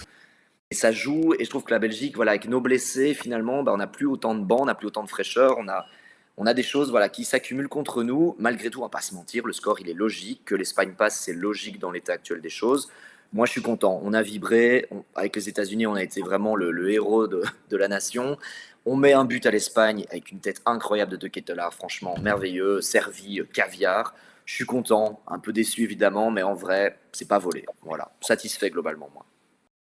Tout à fait. Paolo? Oui, il a bien résumé la chose, mais encore une fois, comme tout le pays osait le dire, tout le monde appelait Charles de Clettelard. Et là, maintenant, tout le pays est là. Oh, Charles, oh, mon grand Charles. Et un peu pareil pour Rudy Garcia. Donc, bon, ça m'énerve un petit peu, ces revirements. Et je dis pas que tu m'énerves, Martin, parce que c'est l'opinion de tout le monde. Mais Mais il a effectivement, mal Charles, commencé, enfin, hein. Charles il a très mal commencé. Oui, il a Il a très mal vraiment monté commencé. en puissance, quoi. Il est monté en puissance, mais voilà, Charles a fini par trouver ses marques. Moi, honnêtement, j'étais surpris de ce match contre l'Espagne. Je vous avoue que je travaillais à ce moment-là, mais que j'ai quand même trouvé un petit moment pour poser mon téléphone et quand même Toi, tu regarder. En plus, travailles. c'était très calme. Oui, je travaille Résiste. parfois le soir. Donc, mais c'était très calme ce jour-là. Évidemment, le jour des Diables Rouges, bah, dans l'Oreca, c'est très calme. Donc, super, j'ai pu voir mon petit match. Et j'étais surpris parce que je voyais quand même les Diables Rouges avoir quand même pas mal le ballon. Enfin, les Diables Bubblegum, hein, si on regarde leur nouveau maillot là, qui ressemble plus Ouais. à un Bubblegum qu'à un maillot de football. Mais j'étais D'ailleurs, agréablement surpris. pour la Oui, petite anecdote, ce maillot-là, c'est René un Magritte, hommage à Magritte. Et je ils sais. avaient écrit à l'intérieur du col, ceci n'est pas un maillot. Et la FIFA les a obligés à le retirer parce que ça pourrait être pris comme une contrefaçon. Un, Donc c'est oui. c'est à savoir, c'est un truc assez comique, c'est qu'ils avaient écrit c'est à marrant, l'intérieur du col, ceci Et n'est est-ce que pas je un peux dire, maillot. Et la FIFA leur a dit, c'est hors de question, pour le vendre au mondial, il faut le retirer, sinon il y aura des contrefaçons avec ça. est-ce que je peux dire qu'on a été au casse-pipe avec ce maillot? Ah, il C'était est bon. Monsieur Jeu de mots. Elle est Ah, bonne, vous avez la celle-là. ref. Validé. Merci, elle est quand même très Elle est rusée celle-là. propre, elle est Merci. propre, elle est Ah, belle. je viens Elle de est belle. comprendre. Elle est très... Pardon? Il vient de la comprendre. C'est le décalage horaire, Ilir, t'inquiète Décalage pas. avec le téléphone. Avec la Je suis valise, arrivé en t'inquiète pas. France. Non, mais voilà, donc je disais que j'étais quand même agréablement surpris, mis à part le manque d'occasion de but, parce que ça, c'est vrai que ça manquait cruellement. Il n'y a pas eu beaucoup d'occasions de but. Mais bon, après, c'est pas un secret. L'Espagne n'a pas encaissé un seul but de tout ce mondial, donc on le met. C'est quand même pas mal. Donc ça ne m'étonne pas non plus. Mais honnêtement, dans le jeu, j'étais surpris. Je m'attendais pas à ce que les Diables touchent autant le ballon. Je m'attendais vraiment à ce que les Diables touchent pas une balle de tout le match et limite. Ah, on a un petit bug de Ah connexion non. de Paolo là. Ouais. C'est la censure qui a coupé parce que quand Ouais, c'est on ça. dit à tout le monde Il a que les Belges ont touché le ballon, alors qu'il y a un 200% pour les Espagnols. Et, Notre pauvre Paolo est c'est- bloqué. Mais Ouais. maintenant, pour revenir sur ce qu'il disait, on sait que c'est l'Espagne, on sait que ça joue bien. Je vais attendre qu'il revienne pour oui. le laisser continuer. Mais la quand- possession était pour les Espagnols quand même. Hein. Oui, tout à fait. Maintenant, la possession ne fait pas tout. Et ils sont pas exceptionnels, il faut dire ce qui est. L'Espagne n'est pas tonitruante. Et s'ils jouent comme ça, je crois que Mbappé, il va leur dire clairement... Oui. Vous n'êtes pas content? Moi, je pense que la France va largement les taper. Ouais. C'est ça. C'est- Martin, mais moi je veux dire juste pour l'Espagne. Alors ils sont pas, c'est pas l'Espagne qu'on a connue avec les grands milieux de terrain, mais ils ont 2 occasions de goal. Qu'en termes d'efficacité, ils sont quand même très forts. Hein. C'est ça. Et d'ailleurs, avant d'arriver au score, alors je me suis fait chambrer parce que j'ai des amis aux États-Unis. Hein, je les ai bien chambrés quand on les a battus. Donc eux me chambraient parce que l'Espagne allait nous mettre la ratatouille. Et je dis, mais tout va jouer dans les 10 dernières minutes. Si nous on passe cet obstacle, eh ben, c'est pour nous. Et l'Espagne a marqué aussi le match précédent. dans les 5 dernières minutes, il fallait s'y attendre. Et c'est dans les moments où physiquement tout le monde est impacté qu'on voit la qualité des joueurs. Ils étaient quand même au-dessus en termes de possibilités d'options, ils étaient au-dessus de nous. Hein. Nous, avec Doku et Lukaku, on n'avait pas les options de finition qu'on a eu le match précédent. Bon, après, ça se joue des fois à pas grand-chose. Hein. Oui, tout à fait. Moi, la seule chose pour laquelle je suis vraiment très triste, c'est Lamens. C'est le pauvre gamin de 24 ans qui sort d'une sublime saison avec Manchester United, qui a remis Manchester United sur la carte de l'Angleterre, il faut dire ce qui est. C'était un club qui était en perdition depuis plusieurs années. Ilire, je t'interdis de dire comme Anderlecht, je le sens arriver grand comme une maison. Il y a une bulle qui s'ouvre ici. C'est ça. Mais voilà, c'est vraiment le joueur qui a surperformé en Angleterre. On lui dit, à 24 ans, tu joues ton premier match de Coupe du Monde contre une équipe qui en a déjà gagné, qui a gagné des euros, qui a tout prouvé, qui n'a pas encore pris un seul but en Coupe du Monde cette année, on leur a mis leur premier. Et si tu en encaisses un, c'est fini, on rentre à la maison. La pression qu'a dû subir ce gamin et ce qu'il va malheureusement encore subir maintenant, c'est catastrophique. Je ne sais pas ce que vous en pensez personnellement, parce qu'il s'est fait déglinguer dans la presse, on lui a mis un 3 sur 10. Oui, mais bon, il venait de rentrer. Je ne sais pas si tu as vu le match d'hier où je pense que c'est la Norvège prend le même goal, shot dans l'axe. Il relâche. Pas à capter le ballon et là c'est beau. Alors il arrive dans le match en cours de jeu à un moment précis. Et alors j'ai lu que l'équipe qui pensait que Rudy Garcia a fait monter ce joueur, ce gardien pour les pénaltys éventuellement si on arrive au pénalty. Donc voilà, c'est des faits de jeu et si ma tante en avait eu, j'aurais pris mon oncle, mais c'est comme ça. Hein. Tout à fait. Mais le cas Courtois, on y reviendra dans la partie bilan. Moi, je vous propose de passer à la partie arbitrage, parce qu'il y avait plusieurs règles qui avaient été mises en place, notamment pour les pertes de temps, pour les changements et tout ça, et de vous savoir un peu ce que vous en pensez, si vous avez trouvé que c'était une bonne idée. Ouais. Moi, je viens de voir. Il a pu décrocher son téléphone. Mais donc voilà, au niveau de l'arbitrage pour cette Coupe du Monde, pour ceux qui ne l'ont pas suivi, on avait plusieurs choses qui ont été mises en place, à savoir 5 secondes maximum pour les remises en touche et les remises en jeu aussi mettre pour les gardiens. Sinon, la possession changeait, soit par un changement de touche ou de corner. Et également de nouveaux protocoles pour les commotions et les blessures que je trouvais plutôt pas mal foutus, et pour les changements également. Force est de constater qu'il y a quand même eu pas mal de soucis au niveau de l'arbitrage, que ce soit avec France-Paraguay, où il y a eu une boucherie, je peux pas dire mieux, c'est un scandale, des attentats. Et 0 carton jaune, quoi. Un Mbappé de 2018 que j'ai retrouvé avec les mêmes pertes de temps en fin de match que contre la Belgique, où il est redescendu dans mon estime encore une fois, hein, espèce de gros enfoiré.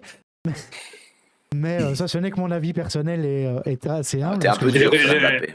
Le résultat est là, ils sont qualifiés. Je l'aime énormément au niveau sportif, c'est un joueur exceptionnel, il faut dire ce qu'il est. Il est splendide sur le terrain, il sait ce qu'il fait. C'est un gars qui peut être très drôle, mais sur le terrain, parfois, il a un comportement qui ne me plaît pas, parce que moi, je suis pour le fair play, je préfère perdre avec fair play que gagner en trichant, comme c'est parfois autorisé.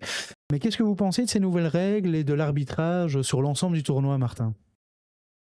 Il y a à boire et à manger, mais globalement, j'aime assez bien cette règle des 5 secondes. Alors, pour préciser, c'est pas 5 secondes au total, c'est à partir du moment où l'arbitre estime que ça prend trop de temps, il lève la main avec un coup de sifflet en faisant 5, et puis il commence à compter les secondes.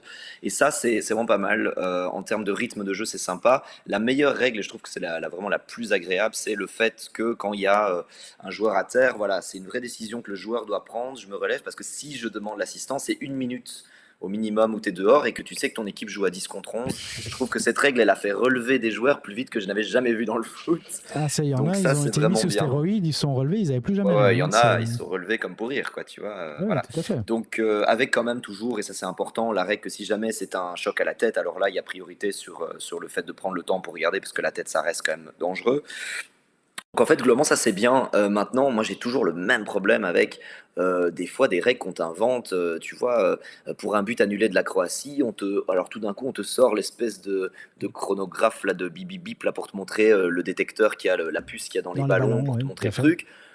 Hier, il y a un but dont le ballon, au niveau des Anglais, là, le premier but d'égalisation de Bellingham, quand il y a le dégagement, il touche la corde, tu vois, le câble de la caméra Spider. Spider-Cam, Tu vois, tout le monde le voit, on voit les images où il lève la main et tout, et puis l'arbitre ne fait rien, et comme par hasard, là, t'as pas le droit à voir s'il y a le truc. La FIFA a communiqué en disant non, il n'y a pas de détection, ça ne marche pas. Parfois, la VAR, il y va, alors que tu te dis pourquoi. Parfois, il n'y a pas de VAR, alors qu'il y a vraiment des choses litigieuses. Ça reste le truc qui m'embête un peu. Je trouve qu'il y a eu des matchs, franchement. Enfin, moi, l'élimination de la Croatie, elle me reste un peu là quand même. L'Égypte aussi, hein, il y a ce fameux goal où il y a la faute qui est faite dans le rectangle et puis qu'on annule le goal. Franchement, globalement, ce sont des mesures intéressantes, mais est-ce que tout le monde l'applique? Alors, contre le Paraguay, on se pose des questions. Exactement. Le Paraguay, ce deuxième but, là, il y avait plus de règles. Le deuxième but allemand qui est annulé, il est tellement léger, quoi, vraiment, d'enlever ce but-là, et puis finalement le Paraguay qui gagne en filoutant totalement. Enfin bref, il y a plein de moments où j'ai trouvé ça un peu gênant, et ça, ça fait déjà des années que c'est comme ça. Donc ça, c'est les règles qu'on n'arrive pas à modifier. Pour moi, tu dois avoir de la consistance. Si tu commences à montrer le détecteur, tu dois montrer le détecteur à chaque fois, en fait. Si tu peux pas le faire quand tu as envie. Ça, c'est dans l'idée que tout le monde serait intègre, mais je pose la question, c'est pas une affirmation, parce qu'on ne peut pas m'accuser d'accuser la FIFA, mais est-ce que c'est pas justement la marge qui permet d'orienter malheureusement le match? Le fait qu'on se dirige quand même tout droit vers un retour France-Argentine, t'as l'impression qu'il y a quand même un chef d'orchestre derrière qui depuis le début pilote ça gentiment, quoi. Donc ça fait quand même un sentiment un peu étrange. À nouveau, le match Norvège-Angleterre hier m'a laissé quand même avec un goût un peu étrange. J'avais ce sentiment dans mes guts que quoi qu'il arrive, l'Angleterre allait la gagner, et je trouve que ça s'est senti dans le match. C'est difficile à expliquer, mais quand t'as vu beaucoup de matchs dans ta vie, tu sens ce genre de choses. Quand il y a une main invisible qui est un peu en train de faciliter les choses. Donc c'est un peu gênant maintenant. Il y a aussi des moments où la Norvège peut faire mieux, et là il y a personne qui peut contrôler le joueur qui fait une mauvaise passe, donc tout n'est pas contrôlé. Il y a des scores genre 4-1, 4-0, 3-0. Là on sent que la FIFA peut pas modifier les choses, mais quand tu as des matchs à 1-1, à 2-1, on sent qu'il y a des choses, quoi. Voilà. Si je te donne 10 cartes jaunes sur un match et que tu as la moitié des joueurs qui ont déjà pris un carton, ton troisième match, tu vas pas le jouer de la même manière. C'est ça. Et alors l'orientation, j'ai connu ça en P2, P1, donc où des arbitres qui sortaient nulle part, qui n'étaient pas des arbitres du club où on jouait, ou quand on était à domicile ou en déplacement, et on se rendait compte que c'était des arbitres qui étaient de clubs qui étaient dans le championnat, mais qui, en nous donnant des cartes, nous fragilisaient pour la rencontre qu'on allait avoir chez eux. Et on le voit bien, cet arbitre français qui a été remercié parce qu'il n'a pas été bon, cet arbitre ouzbek qui a été scandaleux, parce qu'il met quand même 10 cartons. Et alors, on a en mémoire aussi la fameuse remontada où cet arbitre allemand d'origine turque a été écarté des matchs internationaux pendant 4 ans parce qu'on soupçonnait qu'il avait influencé le jeu, alors que le Barça devait revenir à 5 goals pour être qualifié. La petite marge de manœuvre qui permet d'orienter, elle est là, même si elle est accidentelle, mais en tout cas, il y a de la marge. Le jour où il n'y a plus de marge, je ne sais pas si il y a autant d'intérêt. Et souvent, parce que derrière, il y a quand même toute une mécanique d'argent, les paris, et de gagner dans les 90 minutes ou dans les prolongations. Il y a beaucoup d'argent. Hein. C'est les intérêts qui passent au-dessus des intérêts réels sportifs. C'est bien ça qui est dommage. Et d'ailleurs, je ne sais pas ce que vous en pensez. Moi, c'est quelque chose pour lequel je milite depuis des années. Je trouve que les règles de football sont beaucoup trop subjectives. Et d'ailleurs, on récupère Paolo qui est de retour. Il a redémarré son Wi-Fi. Hein.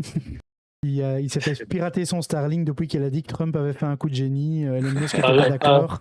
J'ai trop critiqué l'Albanie et le réseau, et voilà, c'est le karma. Oui. Non, sinon, tu aurais eu quelqu'un devant le garage. C'était pas le Wi-Fi.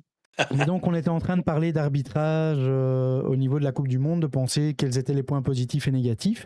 Et moi, je disais, je suis pour que les règles soient plus objectives.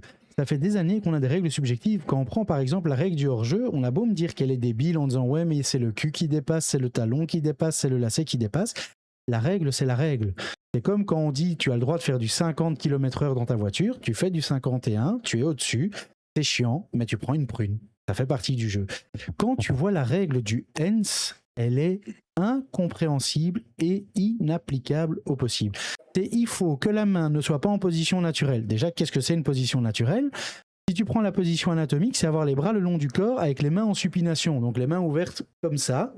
pour pouvoir être le plus neutre possible. Aucun joueur ne va sauter de cette manière-là. C'est impossible. Et puis il y a le oui, mais il faut agrandir la surface, il faut faire comme ça, il faut faire ça.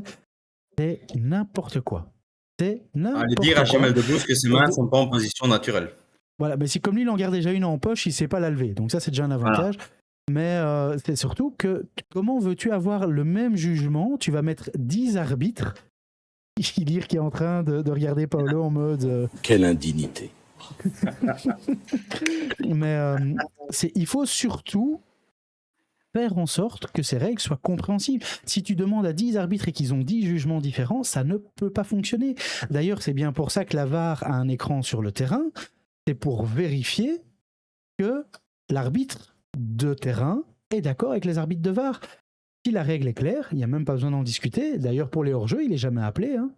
C'est directement l'arbitre dans le VAR qui va dire c'est comme ça.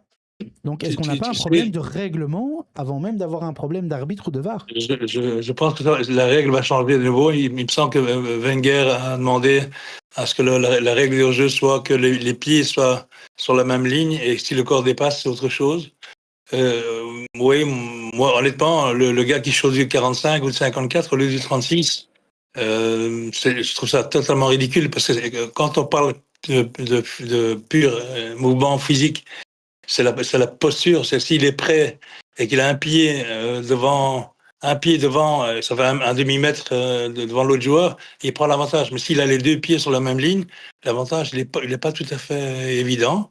Et le fait d'avoir le dos, la tête ou l'inclinaison, mais alors si on considère les pieds, ça règle le problème de l'interprétation. Mais on parlait juste avant que Paolo revienne de cette marge de faisabilité d'interprétation qui oriente le résultat. Hein. Parce qu'on t'annule un goal parce qu'on pense que... On parlait du goal. La Norvège avait la même situation. Hein. La Norvège, hier, il y avait un joueur qui était juste le dos qui dépassait. Le goal, il est magnifique. Il a été annulé, quoi. À nouveau, le but annulé de la Norvège aussi, parce qu'Haaland pousse, mais en fait, quand tu vois vraiment, genre le gars il tombe, il fait l'amour avec la gravité, tellement il tombe facilement, vraiment, c'est choquant. Et je trouve que ce but annulé, là pour moi, il y a de l'orientation aussi. Et puis derrière, après, avant ça, il y avait déjà le but de Bellingham, alors que le ballon touche ce cordage. Enfin, je sais pas, moi je faisais du volley à l'école en secondaire. Quand à un moment donné, tu avais ton ballon qui touchait le mur de la salle de gym, on relançait, on rejoue. Tu vois, c'est comme ça. Enfin, tu vois, c'est un peu bizarre et ils sont allés lui demander et l'arbitre a vraiment fait non, il y a rien à voir, on continue. T'es là, genre. Et c'est vraiment bizarre, quoi. Et ça se joue comme ça finit 2-1. Bah, ça aurait pu être 2-1 dans l'autre sens. Ça aurait pu être. C'est bizarre. Hier, j'ai vraiment eu un sentiment étrange avec ce match Angleterre-Norvège, vraiment. Paolo? Ouais, effectivement, dans un sens, tu aurais pu annuler celui de l'Angleterre, mais dans l'autre sens, Haaland a poussé. Moi, ça reste, tu as poussé. Bien sûr que le mec tombe facilement, mais qui ne tombe pas facilement? Et puis parfois, de dos aussi, c'est pas évident. Enfin, si tu me pousses de face, je vais forcément aussi reculer. Et même si je ne tombe pas, je vais de toute façon reculer un petit peu et faire en sorte que je ne sois plus prêt pour le duel. Donc autant que ce soit visible pour l'arbitre, et c'est là où les arbitres sont très cons et les joueurs très intelligents, ils savent très bien que, ok, un arbitre est con, si tu tombes, souvent on va plus facilement siffler la faute. Et moi, c'est ça qui me désole chez les arbitres, c'est que les arbitres devraient commencer à siffler même quand les joueurs ne tombent pas. On a un cas d'école hier, hein, la Suisse, le gars, il simule, non seulement il simule la faute, mais... Oui, heureusement, là, la VAR est intervenue. Heureusement, là, la VAR est intervenue. C'est ce genre de choses qu'il faut absolument pénaliser et exclure directement, même si les Suisses n'étaient pas d'accord, mais honnêtement, c'était scandaleux. Mais quand j'étais joueur, j'en rajoutais des caisses aussi. Pourquoi? Parce que je savais très bien que si je C'est restais l'école italienne, ça. Non, mais c'est Bien même pas sûr, l'école bien sûr. italienne, c'est l'école mondiale. C'est l'école mondiale. Si je reste sur mes guibolles, l'arbitre va pardon. il y a... Je corrige, italienne et intellectuelle. Non, Ah, c'est ça y est, l'école ok. mondiale. Si je reste sur mes guibolles, l'arbitre va pas siffler. L'arbitre va se dire, la faute était peut-être pas suffisamment forte parce que le mec a su rester debout. Donc à un moment donné, tu te jettes par terre. Tu essaies de pas en faire trop évidemment, mais tu te jettes par terre parce que tu te dis, là, l'arbitre il va siffler. Et donc le joueur anglais, le défenseur, a très bien joué le coup en se jetant en arrière. Oui, parce qu'il y a eu une poussée, donc pour moi la poussée peut être sanctionnée. Le mec en rajoute, oui, certainement, mais l'arbitrage va devoir revoir tout ça et mettre des règles bien strictes. Mais comme disait Vincent, il y a des règles, il y a des règles. Donc tu ne peux pas pousser normalement, tu ne peux pas pousser. Enfin, je veux dire, je sais pas dans quel monde c'est autorisé d'aller pousser comme ça, que tu pousses fort ou non, tu déséquilibres le mec.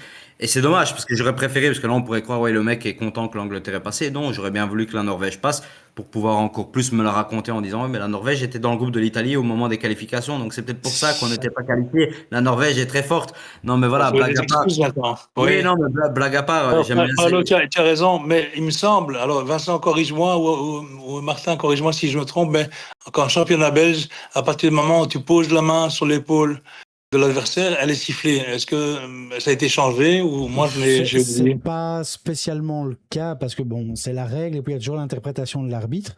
Et moi, c'est quelque chose que j'aimerais bien qu'on fasse aussi passer comme message aux arbitres, que ce soit en Belgique ou à la Coupe du Monde, c'est de dire juger l'action et pas la réaction. Le nombre de fois où il y a un tacle, l'arbitre ne moufte pas, mais comme le joueur se met à hurler en mode ah, l'arbitre va à la bouche pour siffler et sort une jaune, tu as sifflé parce qu'il a hurlé. Tu n'as pas sifflé parce que tu trouvais que la faute avait lieu. Et ça, c'est quelque chose que je ne tolère plus parce qu'on sait qu'il y a des simulations, on sait qu'il y a des exagérations. Et tant que vous allez cautionner ça, on va se retrouver dans un système où les joueurs vont continuer à le faire.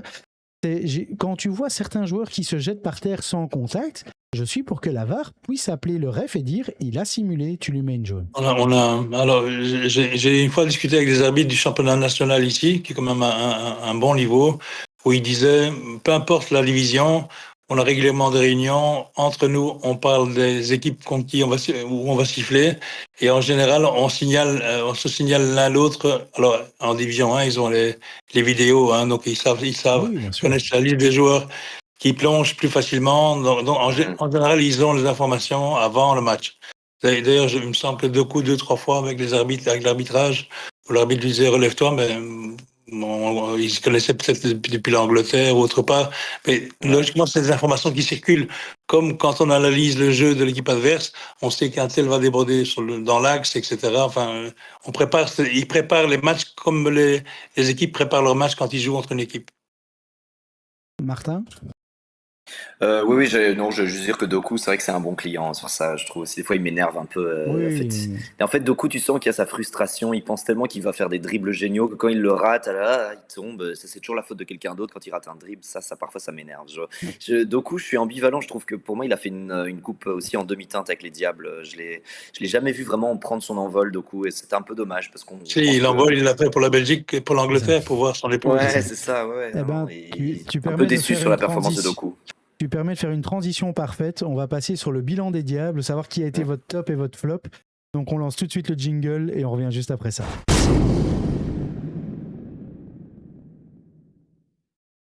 Donc justement, le bilan des Diables, savoir ce qui vous a ému, ce qui vous a touché positivement ou négativement, bien évidemment.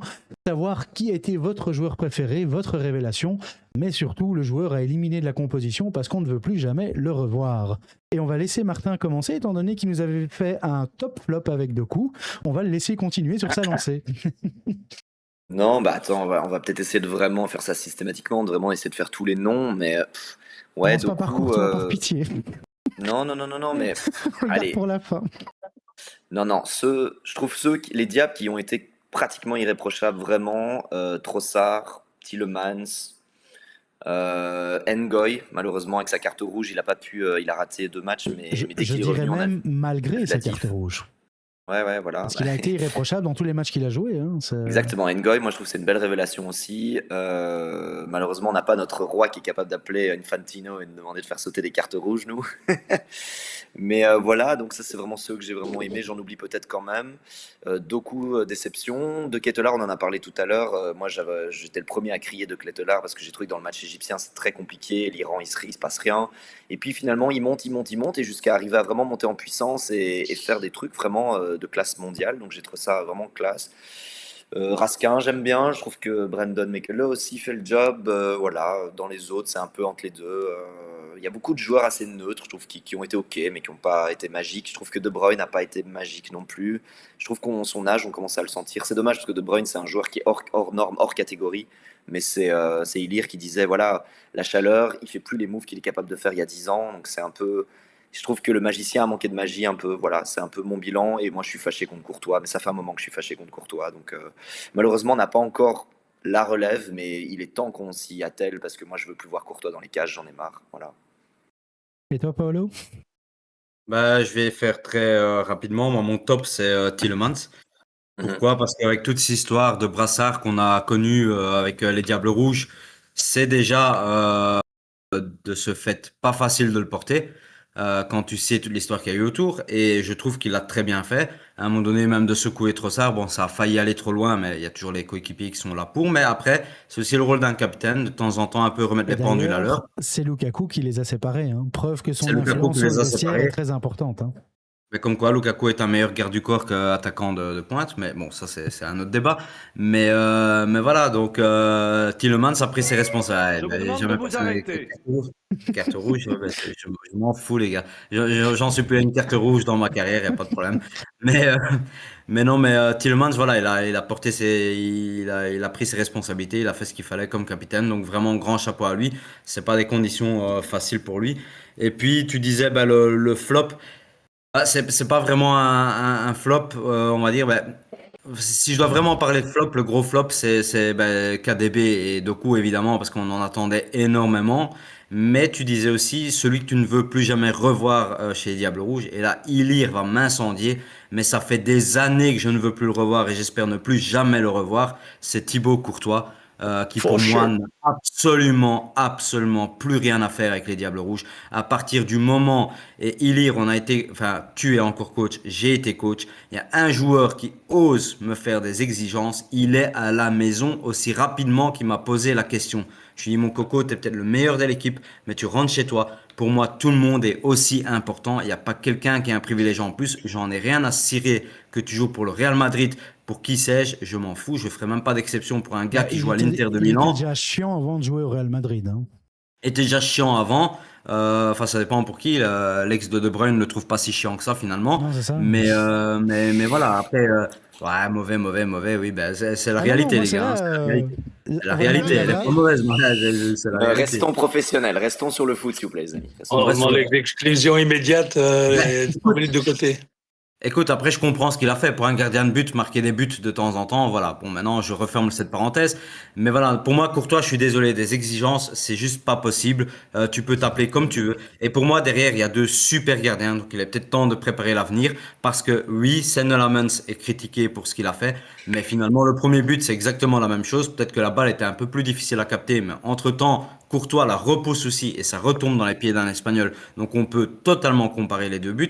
Et pour moi, Senne Lammens, monter comme ça dans un quart de finale contre une nation comme l'Espagne qui est en surdomination totale, c'est pas évident. T'as pas eu l'échauffement adéquat non plus parce que tu t'échauffes sur le côté du terrain, mais t'as pas un but derrière toi pour plonger correctement.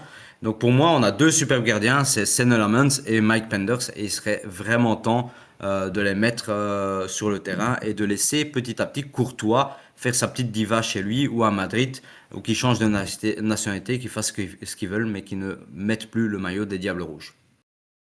Ilir. Et juste en une seconde, avant de passer à Ilir, en une seconde, vraiment, je trouve que le but, même si heureusement il a annulé, le but qu'on prend contre l'Iran, je comprends pas qu'il le capte pas. Il y a quelque chose ça m'échappe. C'est un but de, voilà, mon chat l'aurait attrapé. Apparemment, il a la vision cachée, mais je trouve que c'est scandaleux d'encaisser. Avant de laisser Ilir, alors justement, et pour rebondir sur ce que tu dis, Martin, on a tendance à oublier, mais contre l'Égypte, il fait une énorme erreur, la même que Senne Lammens. Finalement, il repousse un ballon très facile qui retombe dans les pieds d'un Égyptien. Heureusement que celui-là avait les pieds carrés et il a limite envoyé presque le ballon en touche. Mais n'importe quel autre attaquant aurait marqué. Et là, tout le monde aurait vu l'erreur de Courtois, mais on a tendance à l'oublier. Après, je ne dis pas, j'enlève pas les qualités de Courtois. Je suis pas en train de dire que c'est pas un bon gardien. Loin de là. Il fait partie. C'est pas un bon gardien, c'est le meilleur gardien du monde. Mais après, on l'aime, on n'aime pas. C'est autre chose. Ce n'est plus le meilleur gardien du monde. C'est plus le meilleur gardien du monde. Il y a un conflit. Le mec est un conflit. Monsieur le juge, si Paolo, monsieur le procureur, si Paolo, il compte récupérer les heures qu'il n'a pas eu pendant que son téléphone est en panne, je suis désolé, mais je vais avoir la parole. Vas-y, Ilir. De toute façon, je moi, je vais dire, Parce que, voilà, alors Courtois, on va pas relancer le débat, on aime, on n'aime pas. Tout à l'heure, vous étiez d'accord d'avoir Romelu, parce que c'était un des pieds de voûte de l'équipe. Courtois, il fait partie de cela, mais on va pas parler de ceux qui vont partir. C'était leur dernier mondial. Il faut quand même penser au fait que ces jours-là, ils seront certainement plus en compétition internationale ou mondiale dans 4 ans. Pour faire très simple, moi je suis d'accord, Tielemans est vraiment le. Alors, j'ai eu la chance de croiser Tielemans au tournoi de la Rusas ici au Je crossing. demande juste, avant de te laisser continuer, que tout le monde prenne bien des captures vidéo, parce que c'est la première fois de sa vie qu'Ilir va féliciter un joueur d'Anderlecht. Faut Non, l'afficher mais c'est pas. partout, parce que Ah, c'est t'es assez mauvais. rare. T'es mauvais. Mais non, mais je l'aime surtout parce qu'il est parti dans Anderlecht. Ah voilà, je savais que ça allait Alors, tourner. j'ai eu la chance, on a eu la chance au tournoi de la Rusas de l'avoir comme parrain du tournoi, et il est venu en toute simplicité. C'était déjà une star du football belge et presque international. Et il est toujours la même personne. C'est un garçon incroyable. Donc moi, je vais me mettre là-dessus. Mais on a eu Morera, on a eu De Kuiper, on a eu des joueurs dont je connaissais à peine le nom. Et honnêtement, si on peut dire quelque chose, Rudy, il a fait jouer des joueurs que moi je ne connaissais pas dans le détail, mais qui ont assuré. Hein. Honnêtement, on a une équipe moyenne à développer. Le potentiel, il est là. Voilà. Tout à fait d'accord, moi. Alors moi, effectivement, je vais revenir sur Tielemans qui a géré cette Coupe du Monde de long en large. Et même lorsqu'il était absent, il a géré au micro. Quand on regarde le fait entre Courtois et Tielemans, les deux se blessent. Un avant le match, un pendant. Je ne vais même pas rentrer dans le détail de dire est-ce qu'il est blessé, est-ce qu'il n'est pas blessé. Moi, je ne rentre même pas là-dedans. Tielemans, à l'interview, ça a été malheureusement, mon corps a dit stop pendant l'échauffement. C'est la seule réponse qui doit sortir à un journaliste. Il doit discuter avec le médecin et le kiné, de dire voilà, je le sens pas, j'ai ci, j'ai ça, ça va pas comme il faut. Mais c'est le seul qui a réussi à être assez intelligent pour dire le journaliste, c'est pas mon pote du vestiaire, c'est un mec qui va me juger, il va me jeter en place publique, donc je ferme ma gueule. Là où Courtois, dans l'annonce de sa blessure, a fait une erreur à mes yeux, c'est qu'il vient dire oui, mais moi j'aurais pu continuer. Donc tu es en train de dire c'est la faute du coach qui m'a sorti. Et il a contesté la décision du coach. C'est exactement ce qui s'est passé dans la presse, c'est qu'il est venu dire ouais, est-ce que Garcia devait vraiment le sortir? Il y a Silvio Proto dans le vestiaire qui a dit mais un joueur comme ça, tu le gardes et tu demandes au défenseur de balancer les longs ballons devant. Tu lui demandes même de shotter du pied droit, c'est pas grave. Et donc, à chaque fois que Courtois perd et est éliminé d'une Coupe du Monde ou d'un Euro, c'est la faute de l'autre. Il a fait le coup avec Wilmots qui donnait pas de bonnes consignes tactiques. Il a fait le coup avec Tedesco qui était pas gentil de lui donner le brassard. Il a fait le coup avec Martinez qui a fait une mauvaise composition pour la France. C'est l'équipe qui a balancé les discussions du vestiaire à la presse. Là tu oublies de remettre ça dans le... C'est autre chose. Mais Courtois, à chaque fois, Tielemans, il faut connaître les mérites de Tielemans. Alors, tu as raison. Mais je préfère qu'on reste concentré sur la positivité de Tielemans. Et tu as raison de souligner ce qu'il dit là. Parce que moi, honnêtement, j'aurais été frustré parce que De Bruyne joue tout le match et moi, je ne monte pas. Parce que pour moi, je reste sur une blessure fictive. J'aurais dit, je n'étais pas blessé, mais voilà, c'est comme ça. Et il a gardé ça, il a préservé l'équipe, et ça, c'est génial, honnêtement. C'est ça. Pour moi, Tielemans a 30 fois plus de classe que Courtois sur ce coup-là, alors que Courtois a plus de talent et plus d'expérience. Restons sur les qualités de Tielemans, mais on va quand même revenir sur Courtois, parce que je vais réagir à ce qu'a dit Paolo. Quand il dit la demande qu'il fait dans la presse d'avoir des exigences et des machins, c'est la seule chose que je peux comprendre. Honnêtement, il vient dire, vu mon âge, j'aimerais prendre du temps pour moi, pour pouvoir me remettre d'aplomb, d'être au top. Je le comprends, mais à 100%, et j'ai aucun souci là-dessus. La manière de le faire n'est pas bonne. Premièrement, il y a 365 jours dans une année civile. Son père ouvre sa tronche le matin du match contre le Sénégal. Le premier match à élimination directe, tu viens mettre la pression sur tout le vestiaire et la fédération, alors que tu as autre chose à penser avant de commencer. Déjà ça, c'est le mauvais moment. Deuxièmement, tu te fais tortir. Tu es en train de parler avec la boule au ventre, tu es amer, tu es aigri d'avoir perdu. On te dit, est-ce que vous continuez? Alors on est sûr que la question, c'est une question au piège, une question à la con, c'est une certitude. Mais la bonne réponse aurait été de dire « Je vais en discuter avec la fédération et Vincent Manhart et Rudy Garcia pour voir ce qu'on fait derrière. » Qu'est-ce qu'il a répondu à la place? « Je veux avoir un an de pause et revenir en 2028. » Donc en gros, tu es en train de dire, je veux pas jouer la Ligue des Nations, je veux pas jouer les qualifs, je veux juste revenir pour jouer l'Euro et avoir un dernier tournoi de phase finale. Quel message il envoie à Penders et Lamens derrière de dire, vous allez jouer les figurations et moi je prendrai toute la lumière dans le tournoi final. Mais c'est Encore pas lui qui une fois, décide, Vincent. Non, ça c'est autre chose, mais lui, c'est ce que lui envoie comme message. Donc Comment si tu c'est veux le meilleur, encore si c'est le respecter ce meilleur au garçon-là? monde, il n'y a pas de discussion. Mais ça, c'est une question que tu dois avoir avec le coach et la Fédé, pas avec la télé et les radios. Moi, je suis Lamens et Penders, je suis à la télévision, je dis, mais il se prend pour qui, ce trou du cul, tu joueras si le coach Mais c'est le meilleur gardien du Désolé. monde. Mais s'il est plus le meilleur gardien du monde, et c'est pas son jugement Mais qui compte, c'est le jugement des on autres. va parler chiffres. En 6 matchs, il a pris 6 buts. Hein. Donc, Je le peux meilleur juste gardien deux du secondes monde, parce que il n'a pas une clean sheet. Hein. Pas une. Hein. À Oui. part Non, mais l'Iran. je À peux part deux l'Iran. secondes. Allez, l'Iran. Avec la C'est plutôt une défense clean qu'on a. sheet, j'ai envie de dire. De quoi? C'est plutôt une clean sheet, j'ai envie de dire. Oui, c'est ça. Oui, c'est ça. Je peux 2 secondes parce que j'entends tout le temps. Monsieur Jeu de mots. Maintenant, je te laisse aller. Pour une fois, c'est pas pour moi. C'est ça. Euh, Parce que sinon, on mais, va dire, j'attaque toujours l'italien, je vais me faire accuser de racisme et tout. mais on sait que tu l'es. Mais Ah, quel enfoiré. voilà, ça c'est enregistré en plus en live. Merci, c'est gratuit, c'est cadeau. Mais non, c'est pas vrai. J'aime beaucoup Vincent, il m'aime beaucoup. Mais j'entends tout le temps dire ouais, c'est le meilleur du monde, c'est le meilleur du monde. Écoute, cite-moi fais-moi un top 3 des meilleurs attaquants du monde. Cite-moi 3 noms, Non, mais, meilleurs attaquants actuels. Actuel. Il fait partie, et c'est pas les Non, Belges qui le attaquant. disent. Je parle pas de Courtois, Non, mais attaquant. Attaquant. peu importe la discussion. Si un joueur Comment on dit est attaquant, comment on dit considéré attaquant en japonais comme Non, mais je vais répondre à ta place. Je vais Allez, répondre à ta place. Mbappé, Haaland Voilà, merci, stop. et Voilà, Harry stop. Kane, let's go. Je voulais entendre un nom. Merci Martin. Je voulais juste entendre un nom. Mbappé. Ok. Et t'arrêtes pas de me dire Courtois, c'est le meilleur du monde, donc Courtois, il faut l'écouter. Courtois, c'est le meilleur non, du c'est monde. pas moi qui le dis. C'est la presse mondiale qui le dit. C'est un des meilleurs gardiens du monde. Là, ici, on est 4 et c'est C'est toi pas qui mon le dis. avis. Là, on est Et 4. oui, mais c'est la- Le Paris Saint-Germain a gagné quand sa Ligue des Champions? Quand un des meilleurs attaquants du monde n'était plus dans le club. Donc finalement, c'est pas un problème de ne plus avoir le meilleur du monde. C'est pas un problème de ne plus avoir le meilleur du monde. Moi, je suis totalement Un faux d'accord de débat. jouer avec Mike Penders ou Senne le Lamens. foot, c'est un jeu à 11 et tu peux être le meilleur gardien du monde avec la plus mauvaise défense du monde, ça marche pas. Il faut. Avec Courtois, ça marchera jamais dans le vestiaire. Je suis sûr qu'il est en grande partie. Moi, je te mets au défi, toi, devant Courtois, pas de défenseur d'essayer de marquer, tu n'en marques aucun. Mais quand tu n'as pas de défense et que tu Défi te trouves relevé, en si tu duel, fais un petit et Courtois, défi relevé, je te jure que je mets un le but à 10 Courtois. a raté, le 8 a raté, le 6 a raté, le 3, le 4 a raté.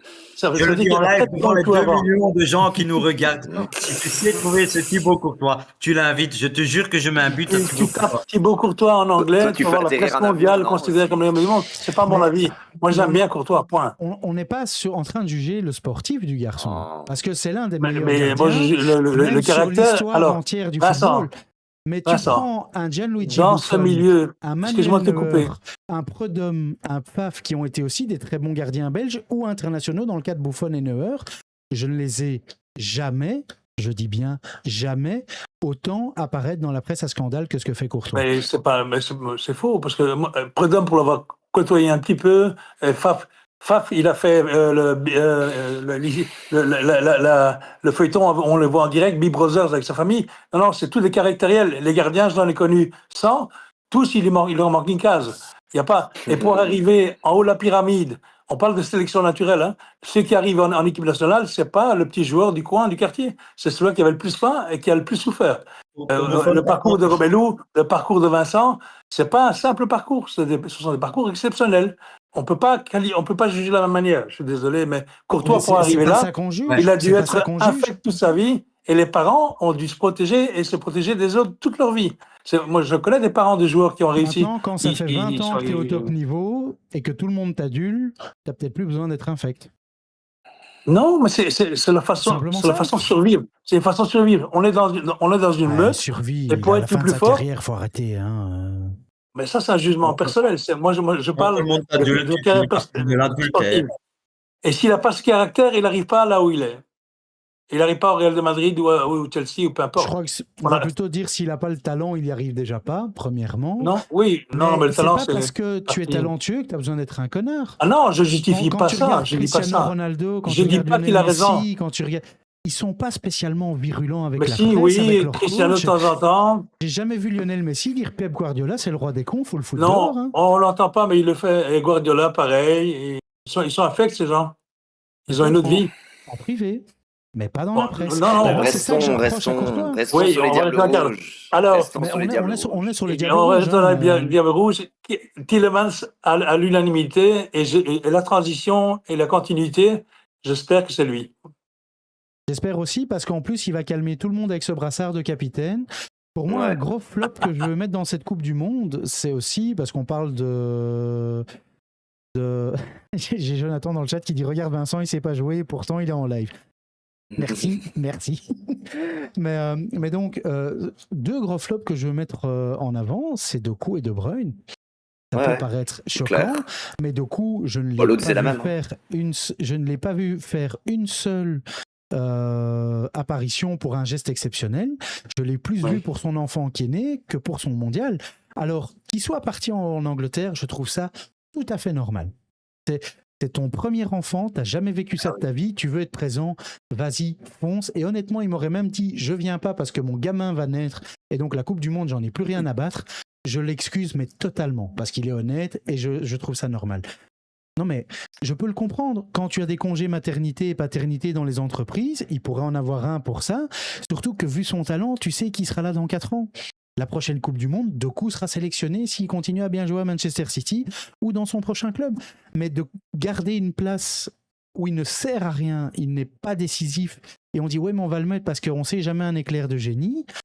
Ouais mais en attendant, il n'est pas arrivé l'éclair de génie. On l'a attendu longtemps. Est-ce que je peux donner une information complémentaire par rapport à ça? Vas-y. Alors, je pense que pour De Bruyne, c'est la même chose et pour Doku aussi. On dit souvent, quand tu écoutes, c'est de donner de la fausse lecture de jeu à l'adversaire. L'équipe en face ne doit pas savoir comment tu joues. Et le problème, alors je connais Jérémy, je l'ai suivi quand il avait 15 ans et 16 ans. Il était déjà très fort, il était inarrêtable. Aussi, hein. Mais le problème, c'est qu'on sait exactement comment il va dribbler, comment il va foncer vers l'avant. On analyse ce joueur 10 fois en séance vidéo avec les défenseurs. Donc en réalité, c'est un joueur qui a plein de potentiel, qui va encore mûrir. Il a eu une phase de 2.0 avec Pep où il a modifié sa façon de jouer. Ce garçon a plein de talent, mais il faut lui lever la pression, ça va venir. Et c'est aussi un joueur d'Anderlecht, donc voilà. Oui, il faut lui laisser le temps. Là-dessus, Elir a raison. Et puis, moi, Bien sûr. je rejoins aussi Vincent quand il dit que bah, toute la vie, bah, je l'avais déjà dit en plateau, toute la vie, moi, il y a mon enfant qui naît, mais c'est normal que je m'en vais. Mais je pense que ça ne concerne pas, on ne devrait pas le juger du tout, on ne devrait pas du tout Oui, entrer mais dans voilà, le débat. mais c'est ça. Mais moi, je trouve ça tout à fait normal ce qu'il a fait. Et puis, Regarde de à toute lui. façon, quand tu es Diable Rouge, il y a deux raisons pour retourner. De un, bah, c'est magnifique quand tu as un enfant qui naît, il faut y être, il faut être présent. Et de deux, quand tu as Thibaut Courtois dans l'équipe, il faut quand même retourner pour être sûr que c'est pas Thibaut le papa. Non. Donc il a bien fait. Donc plus, d'aller on voir. va faire un test de Le bébé était paternité. pas blanc. C'est l'exclusion pendant 6 matchs. Ça fait déjà 5 fois que je suis exclu. Heureusement que Donald Trump m'aime bien. À chaque fois, il fait sauter les matchs. excuses. Non, mais au-delà de ça, moi j'ai juste une question pour Paolo. Si t'es dans le Yes. stade avec la finale de Coupe du Monde de la Belgique, tu vas pas voir ton enfant, on sait que tu vas rester, on va pas se mentir. Non. Oui, c'est ça qu'il disait Vincent. Non, je dis ça en rigolant, je dis ça en rigolant, bien évidemment. Vincent, il dit qu'il a pris peut-être la place de quelqu'un qui aurait pu apporter. Ça, c'est un débat. Non, c'est de dire, Mais My est-ce God. que ça servait à quelque chose de l'avoir? Est-ce qu'on n'aurait pas dû justement lancer un My Guts en disant, ben, on n'a rien à perdre sur cette Coupe du Monde? Parce que franchement, je vais être franc, moi quand j'ai vu la Belgique y aller, je me dis pas on va la gagner. Je me dis, c'est une Coupe du Monde de transition, on va tester les nouveaux, on va voir ce qu'ils valent, on va voir ce qu'ils ont dans le ventre, et on verra bien ce qui se passe derrière. Donc pourquoi pas tester un My Guts et de tester les autres aussi? Parce qu'un Les gars. 16, je sais que je peux m'y appuyer sur le futur.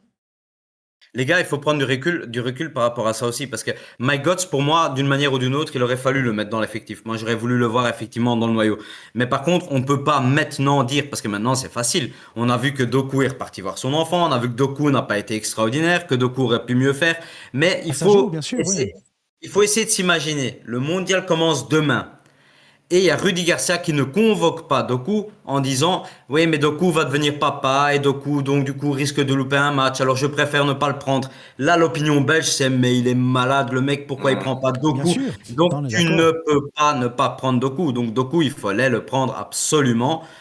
Mais j'aurais tout fait pour intégrer un Mike Götze, évidemment. Il y a peut-être quelqu'un d'autre, par exemple un Zeno de Bast. Ok, tu vas me dire c'est pas le même poste, mais je m'en fous. Zeno de Ouais, Bast, mais il finalement, était lui, on l'a blessé. pris pour rien. Il était Il blessé, était mais on l'a blessé. vraiment pris pour rien. En last minute, tu peux enlever Zeno de Bast et tu ramènes ouais. Mike Götze. Et là, tu Ça, c'est testes quelque chose avec Mike Götze. un Tu autre vois. débat aussi pour savoir sur le système qu'il avait prévu de Tu peux pas ne jouer, pas prendre de coup, en tout cas. Tu ne de peux pas ne pas. faire venir des ailiers, des backs, etc. Et alors, pour la petite note physique, te taper 2 fois le chemin aller-retour aux États-Unis avec des décalages horaires, je pense qu'il faut plus ou moins une semaine pour s'adapter en aller et puis en retour. Physiquement, il a dû payer les conséquences, hein, mais bon, voilà. Ah oui, Voilà. ça se joue. Maintenant, moi, c'est pas spécialement sur est-ce qu'il devait être sélectionné ou pas, c'est de dire que sa Coupe du Monde, pour moi, elle est ratée. Comme celle de De Oui. Bruyne. J'ai pas eu Je un dirais pas assist. qu'elle est ratée, elle est pas réussie. Faut pas être trop dur Enfin, avec c'est Doku. la même tu vois. chose. Non, Ah, non, mais non, c'est pas la même chose, c'est pas non, aussi non, dur. c'est Je qu'en dirais pas fait, que moi, Doku a raté. mon tu raté, vois, c'est mais un 2 genre, sur 20, lui, il met un 8, quoi, en disant, bon, ça, c'est pas ça, mais il peut non, beaucoup non. mieux Il faut faire, quoi. pas. Il faut pas exagérer. Doku a quand même apporté des choses, mais par rapport à ce qu'il peut faire et ce qu'il fait toute la saison en club, Mais moi, oui, je le on est juge en par rapport droit à ça. on est en droit d'être déçu, c'est sûr. Moi, De Il a, Il a Bruyne, pas non il, plus. il a quand même fait quelques trucs, mais c'est tellement contre insuffisant les par rapport à États-Unis, ce dont il il m'a a bien appuyé. habitué. Ouais, quand même, quand même, De quand même. Bruyne, par exemple, Pas j'ai trop pas dur non apprécié plus. non plus. Je vais rendre à César ce qui est à César, parce que on me dit que je critique Courtois pour son comportement. Je déteste voir De Bruyne qui est tout le temps en train de râler sur le terrain. C'est en mode, ouais, Ouais, on n'a ouais. pas fait la De Bruyne, passe, il se t'as pas su prendre déconcentre la hein, quand il mienne, râle, c'est c'est pas chiant. bon. C'est chiant aussi. Tu te dis, putain, Un mec, râleur, ouais. concentre-toi sur ce qu'on fait. Sois un peu guerrier et sois le moteur de cette équipe. Parce Oui, qu'en mais plus, c'est un boss, Vincent. avec l'aura qu'il a, parce que un Courtois, un Doku, un De Bruyne, c'est des références pour les jeunes. T'as un 16, tu défends contre Doku et De Bruyne, tu te dis putain, je suis en train d'affronter une star avec laquelle je jouais sur FIFA 16 et je suis dans son équipe. C'est un truc exceptionnel. Donc, ces mecs-là doivent être des mentors, des exemples sur le terrain. Qui a été Lukaku, parce que Lukaku, sa Coupe du Monde, elle n'est pas exceptionnelle. Il met quand même des buts, c'est un super sub et il a superbement géré ce statut de super sub en mettant quand même un but toutes les 49 minutes. Oui, Avant non, le match Lukaku, contre l'Espagne, efficacité. c'est un C'est but le toutes joueur les le plus 49 efficace minutes. de la Coupe du Monde. Et c'est un mentor parfait. Hein. Le mec, quand Tielemans et Trossard veulent se foutre sur la tronche, il va les séparer. Quand il y a le penalty, il dit « Moi, je me sens pas encore de le tirer. Yuri, prends-le. C'est toi qui es mieux placé pour le tirer. » Il va encourager ses coéquipiers. Il va les relever une fois qu'on a perdu. Ce mec a été irréprochable Son mentalement. entrée au match égyptien, 23 secondes entre son Oui, c'est entrée ça. et le but qu'on lui attribue pas, mais qui est à 95% construit grâce à si lui. l'Égyptien met pas son pied, c'est le sien qui le met au fond. Hein, donc, c'est ça, voilà. Enfin, en fait, il y a 3 pieds qui sont alignés. Bon, bah, voilà, c'est ça. pousse dans la même direction, tu vois. Voilà. Voilà. Mais ça, c'est 23 secondes, elles sont déjà magiques. C'est ce qu'on appelle un but collectif. Mais voilà, moi, j'ai vu ça, j'ai trouvé. La Coupe du Monde, on peut lui mettre un 7 sur 10 parce qu'il a bien assuré ce rôle de super sub, mais en comportement, il mérite un 10 sur 10. Il a été mais parfait du début à la fin, que ce soit dans ses prises de position avec la presse, parce qu'on lui a tendu des pièges aussi. On lui demande avant le Sénégal, est-ce que tu vas aller dire bonjour à Kouyaté, son ancien coéquipier d'Anderlecht, qui est dans l'équipe du staff technique du Sénégal. Et il a répondu, je lui dirai bonjour après. Parce qu'avant, je ne veux pas être sentimental, je suis là pour gagner pour mon pays. Le mec est en train de dire, je reste professionnel et je veux absolument représenter ma patrie. Là, un garçon intelligent, un De Bruyne qui sort, qui souffle, qui en a rien à foutre, et un Courtois qui vient dire, ouais, mais c'est la faute du coach et j'ai plus envie de jouer la Ligue des Nations. C'est pas un bon message envoyé. Et c'est là où je dis, ils sont peut-être très bons en football, mais en comportement, c'est moins bon. Là, ils sont en échec. Moi, je pense que Vincent, il a un problème avec les joueurs d'origine limbourgeoise adoptés, puisque Courtois, Limbourg, et De Bruyne, il a passé sa vie dans Limbourg. Et rare ou pas rare, ça ne veut pas dire que tu n'aimes pas les Limbourgeois. Est-ce que le maître des clés de Fort Boyard clôture la session aujourd'hui? On fait le débat toute la soirée. Ah, moi, on peut faire le débat toute la soirée. Est-ce que vous avez encore un top ou un flop à citer, ou bien est-ce qu'on a fait le tour? Moi, je voulais te remercier pour l'émission, pour le broadcast. C'est sympa. Avec grand plaisir. Écoutez, avec quelques défauts techniques au départ, heureusement, ça s'est bien passé pour la suite. On peut essayer de remettre ça en place pour la semaine prochaine, où on pourra commenter les demi-finales, à savoir, pour voir qui suit. France-Espagne, l'Angleterre, l'Argentine.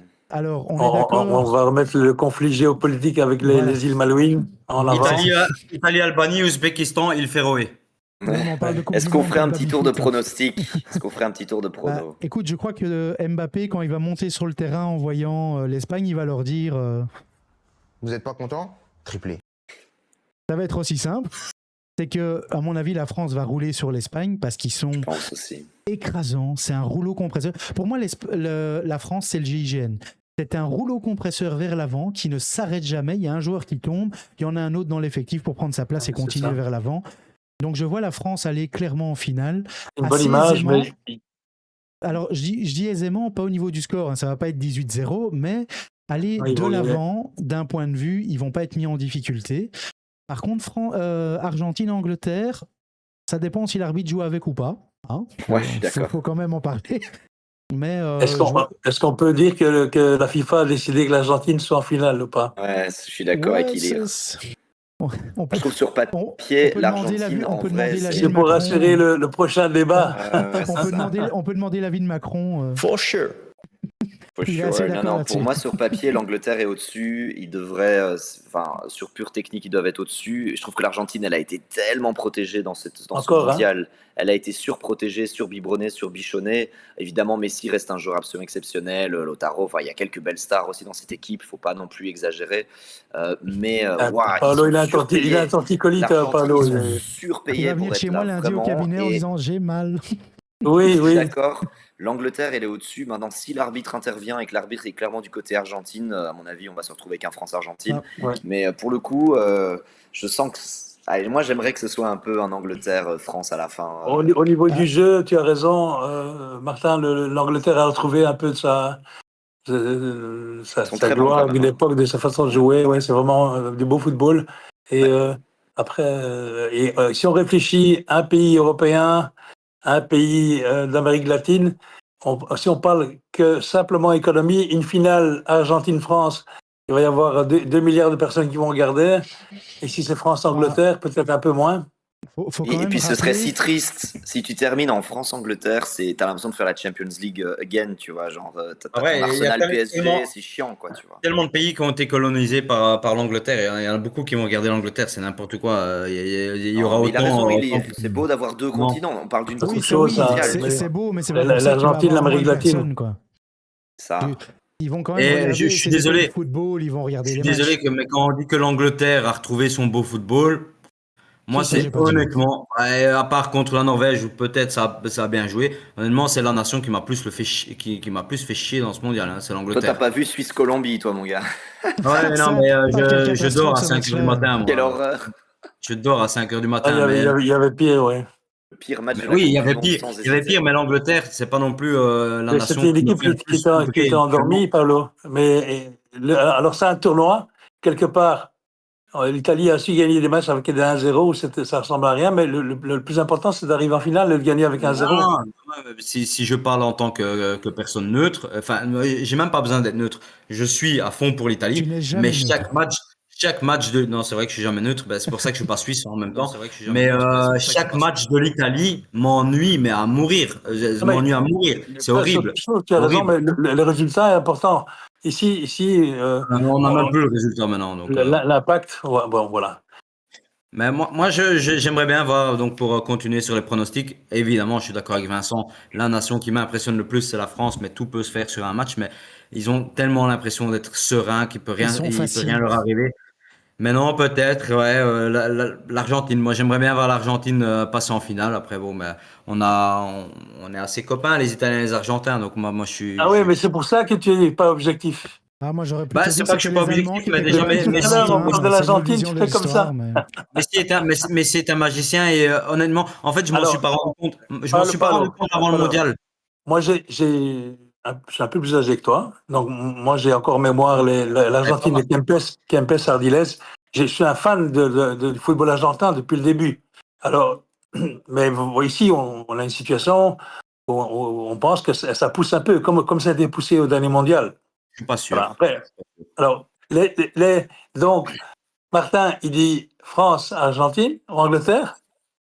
Non, moi si je dois mettre de l'argent sur la table, c'est très facile. C'est finale France-Argentine et la France gagne. Ça, c'est ça Ok. où si je dois mettre de l'argent, je fais ça. Voilà. Paolo? France-Argentine et je pense que la France gagnera. J'espère que l'Argentine gagnera. Là, il Mais veut pas après, j'aime qu'il gagne. beaucoup cette équipe française. Elle m'a tellement séduite que franchement, s'ils gagnent le mondial, ce serait archi mérité. Ouais. C'est sportivement ceux qui le méritent, on va pas se mentir. Oui. Ok. Et allez, les bookmakers annoncent la France gagnante depuis le début du tournoi. Hein. Ça, vous savez. Ils sont favoris. Vincent? Merci, monsieur Winamax. Je vous propose de terminer par une belle petite image, de montrer la beauté du sport quand même. C'était pendant le match Congo-Colombie. J'avais envie d'offrir ça aux téléspectateurs sur le live, de montrer ce fan congolais qui tout seul, en plein milieu, est en train de profiter de son hymne national. Les Colombiens sont tout calmes, profitent de ça, et puis ils vont fêter ça avec lui. Je trouve ça sublime.